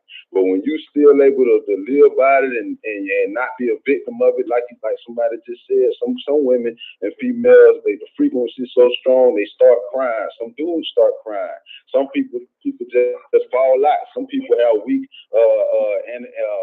bodies and they seize up. Now, if you like me and you actually strong, all you do is you technically feel the heat. It make you feel hot. I'm talking about like you burning up inside. If you could shake it off, the first thing they do is target you out because the police, for whatever reason, if they had them shields up, they cannot feel that shit. I'm just telling you what I experienced on the field. I used to promote clubs, be all in the mix, dog. When big shit going on, them shields do a lot more than just protect them and say that we the police. Exercise shit. Real shit. Right. You're speaking real shit. Yeah. Yeah, bro. I know, bro. Like bro, man, you talking to a real one, cuz real shit, dog. I'm just telling you like it is. Folk don't understand that certain people done got the ups on you, and they more know about your body and how it operates than you will ever know. But unless you able to truly monopolize on the opportunities that are out here for everybody to say, hey, this is what I am. Experiences for everybody. That's why I'm always tell anybody, my favorite teacher has always been Mr. and Miss Experience, period. So getting back to the fact, when you know about these weapons of destruction, whether they for the masses or whether they for an individual because they got to pump this little needle that's in their refrigerator to keep the insulin flowing and this and that, you know what's going on. Now, all I'm saying about the radio reaction is real, man. And it might be coming to a city near you. It might be already there, like it done already affected my people. But on different levels. We all agree with you, bro, on this panel. Yeah, we weren't disagreeing. We agree with you. Oh, yeah, no. It's all in the love. But for those who not even on the panel, it's one love to the panel. But for those who don't know, this is a message to the person way in the back, who might have just, came with some coffee or something, who just not hearing what I'm saying. One love to everybody. Shots out. Appreciate you, bro Sanchez, for giving me this breath. And I appreciate y'all too. Hey, I'm gonna go ahead and we can start closing out after you. Okay, yes, sir. And I'm gonna close it up real short, man. I promise. I'm gonna digress on the passion, but like I was saying, on the real intellectual level, man, there's weapons out here that ain't in nobody's favor, except for those who know exactly how to operate them. When I promise, I still can't even remember the name of it. But if I can come up with, I'm gonna send you the link, Brother Sanchez, and we can maybe go in on the whole little dialect on it. But they got some weapons out here that will stop you right in your step. You won't be able to breathe. You won't be able to move. As mad as you is, even if you know who your enemy is, and you know what you need to do to them. For all the warriors out there, they have the ups on a certain level. If we could tap in on who we truly are, the way that I know that I overcame it in those times of testing, trust me, I ain't even playing. I just knew what was going on. You know what I'm saying? And that's really what it takes. If you exercise, keep exercising. Stop the weights through calisthenics. If you're eating meat, stop eating meat. Start eating more greens and fruits. If you don't understand what that's really going to do to your body, then just spend more time in the sun, because you're probably an owl at the moment. I'm an owl myself, but I'm just telling you, you need to start living on the opposite side of wherever you're at the moment. And I promise you, it'll empower you. It won't hurt you. It's going to take a minute, but it's just detoxing and cleansing. I'm stepping back. Salute. Hey, appreciate that, man.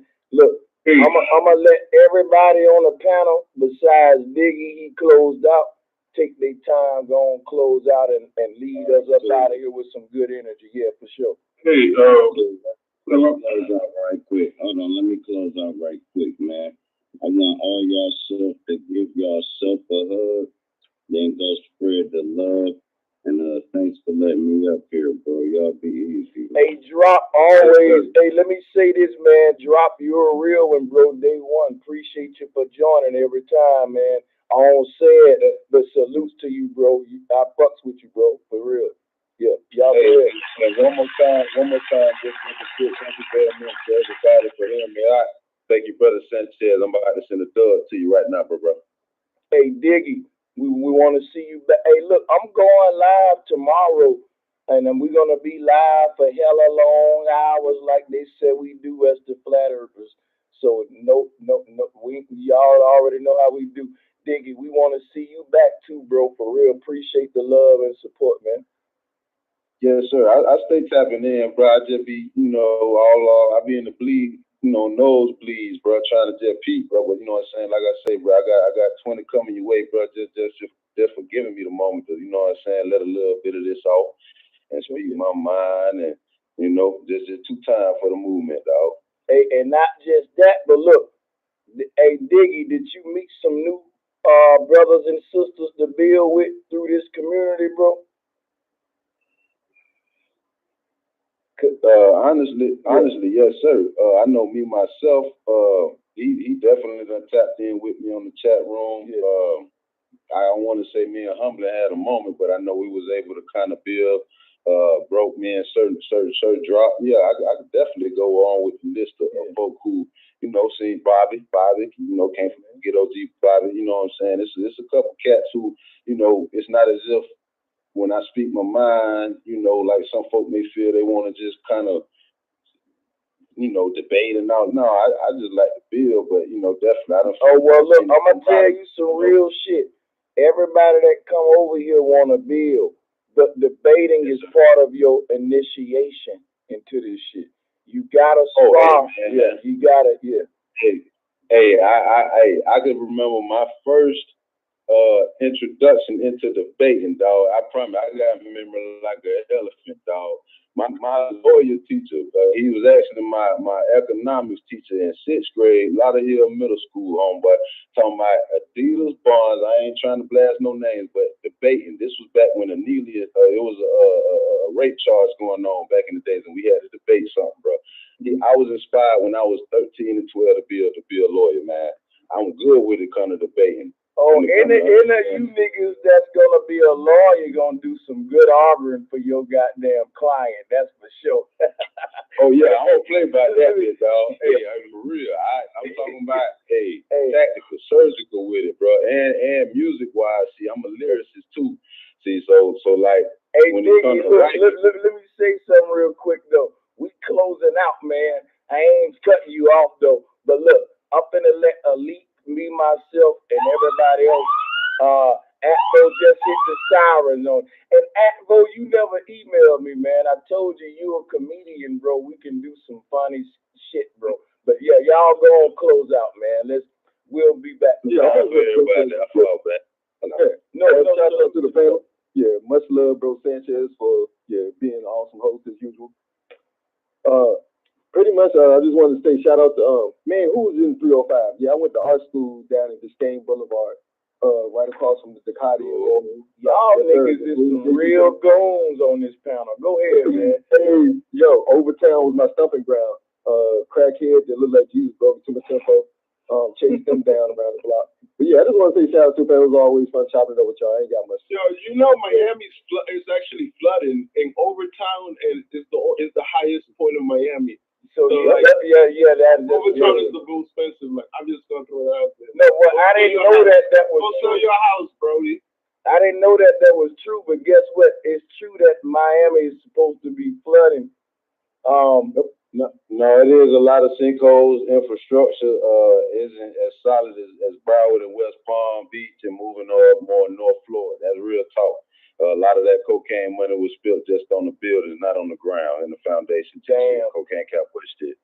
Yep. Hey, and when you said Miami, Atvo comedian cut in because he said that his lineage is Colombian, and Colombians and Cubans frequent Miami. Remember Scarface? Well, we gave a stimulus and PPP loans to from the 80s to the 90s to the 2000s. So Grisela Beltran, So yeah. Hey, salutes, man. That's facts, though. Yeah. His wording, though. But y'all close out though.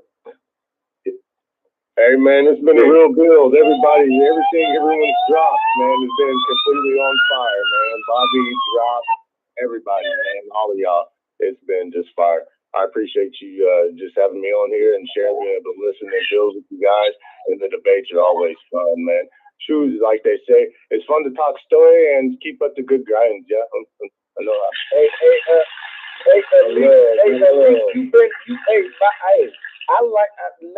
Recently, man, Elite been getting into some little chess matches, and this cat here, he's pretty dope with he's a good debater. You know what I'm saying? He got the decorum.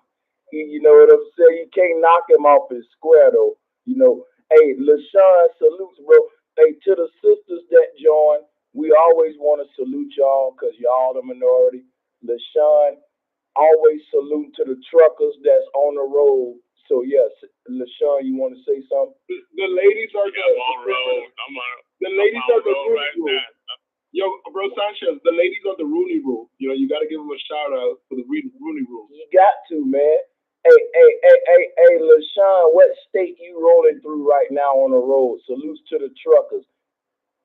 I just crossed. I just rode on Arkansas soil. Matter of fact, I'm finna be in the mountains right now on 6th Street. But hey, there we go. Not very far from me, actually. I'm in the mountains of like eastern Oklahoma, so that's like Indian Territory reservation land. But yeah, you over there.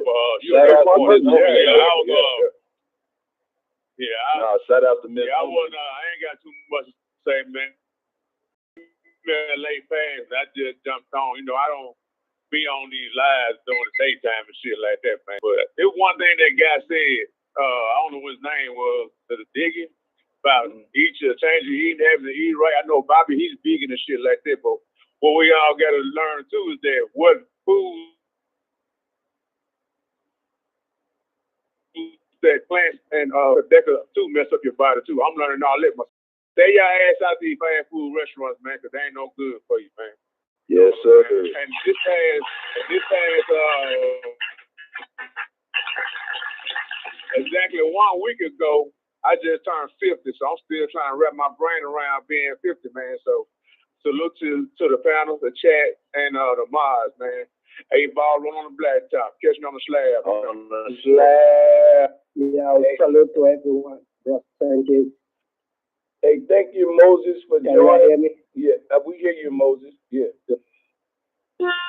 Hey, Yeah, I'm sorry about earlier on, man. I wasn't trying to, change it up. No, bro. You don't owe me no apology. That's if anything, bro. I owe you one. It wasn't even no negative energy for real. Yeah, for real, man. Hey, salute to you, Moses. Yeah, you good brother, man. We want to see. I know I got another question, but I'm gonna catch you on the other line. Okay, yeah, I'll be back tomorrow, Moses. Make sure you hop on. We're gonna make sure we take care of your question, man. Hey, Chishua with the Flat Power hoodie on. We see you as well, supporting from a distance. Always joining on that level. So yeah, we want to salute. Yeah, go ahead, Humbling. I saw your mic. You can close out. We getting on out of here. And I was just saying much for the bill. Hope everybody have a great night or morning with left of it, and hope to talk to you guys later on. Oh yeah, most definitely. So with that being said, peace and love. There we go. Hey, Marcus finally on the better, man.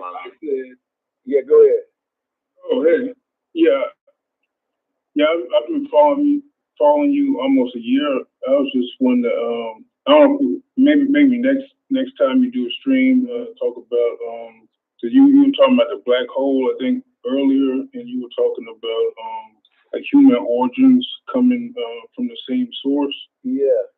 I said black hole. The question I had was like, okay. Yeah. What was the question? No, because you did make a good point. I don't know if you're talking about the Black Madonna. It could have been blackface, but yeah, I know where you're going. But the only question I had was like,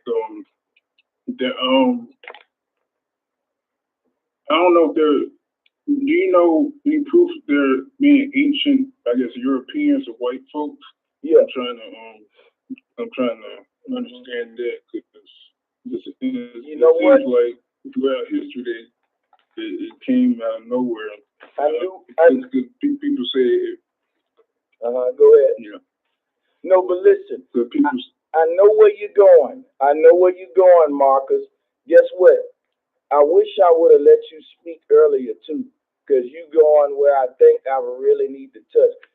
Tomorrow I'm gonna touch on that, right? I can't do it now because I gotta close out, but I'm gonna talk about ancient Europeans, and it goes more deeper into the black hole concept, human origins, and why I teach that diversity started from the beginning, and it ain't no original human or no, black first humans.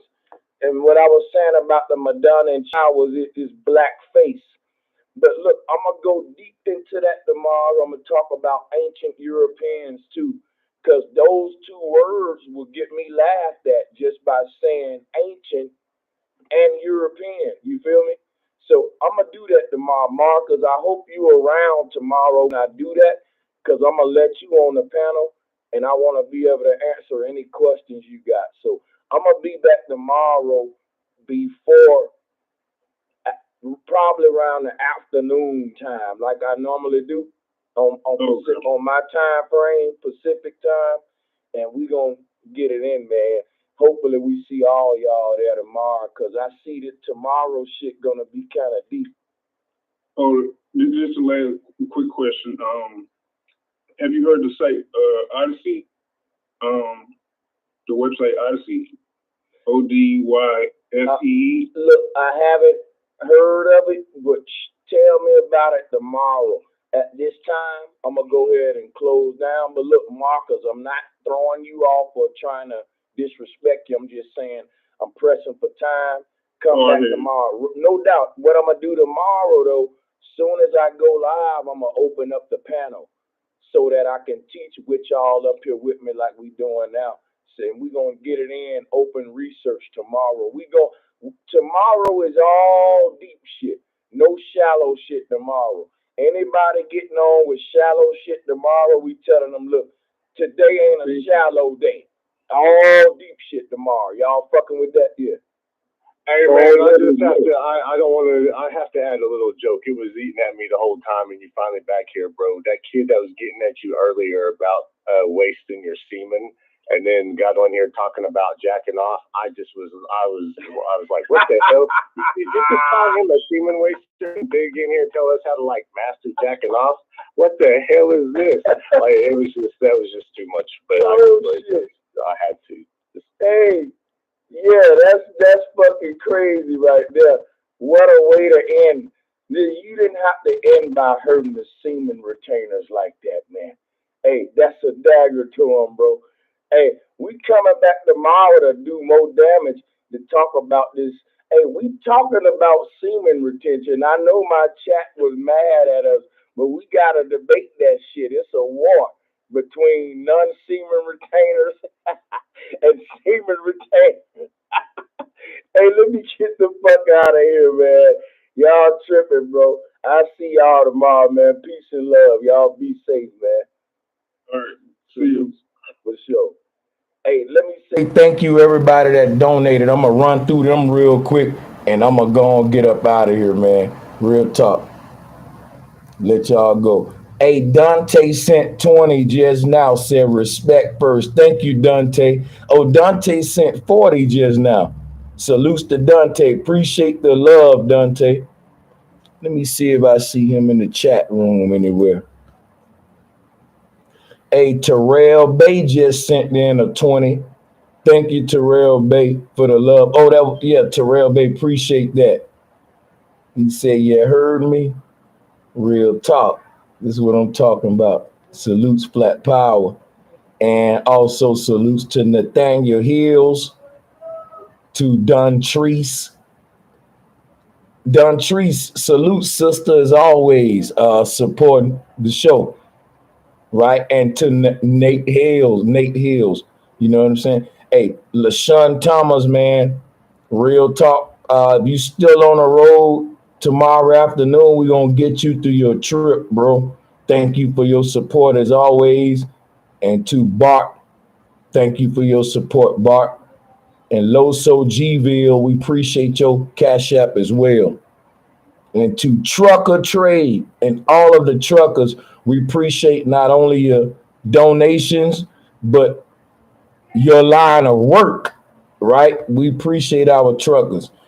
So appreciate all of y'all, and I'll see y'all tomorrow. Peace and much love. Thank you, guys.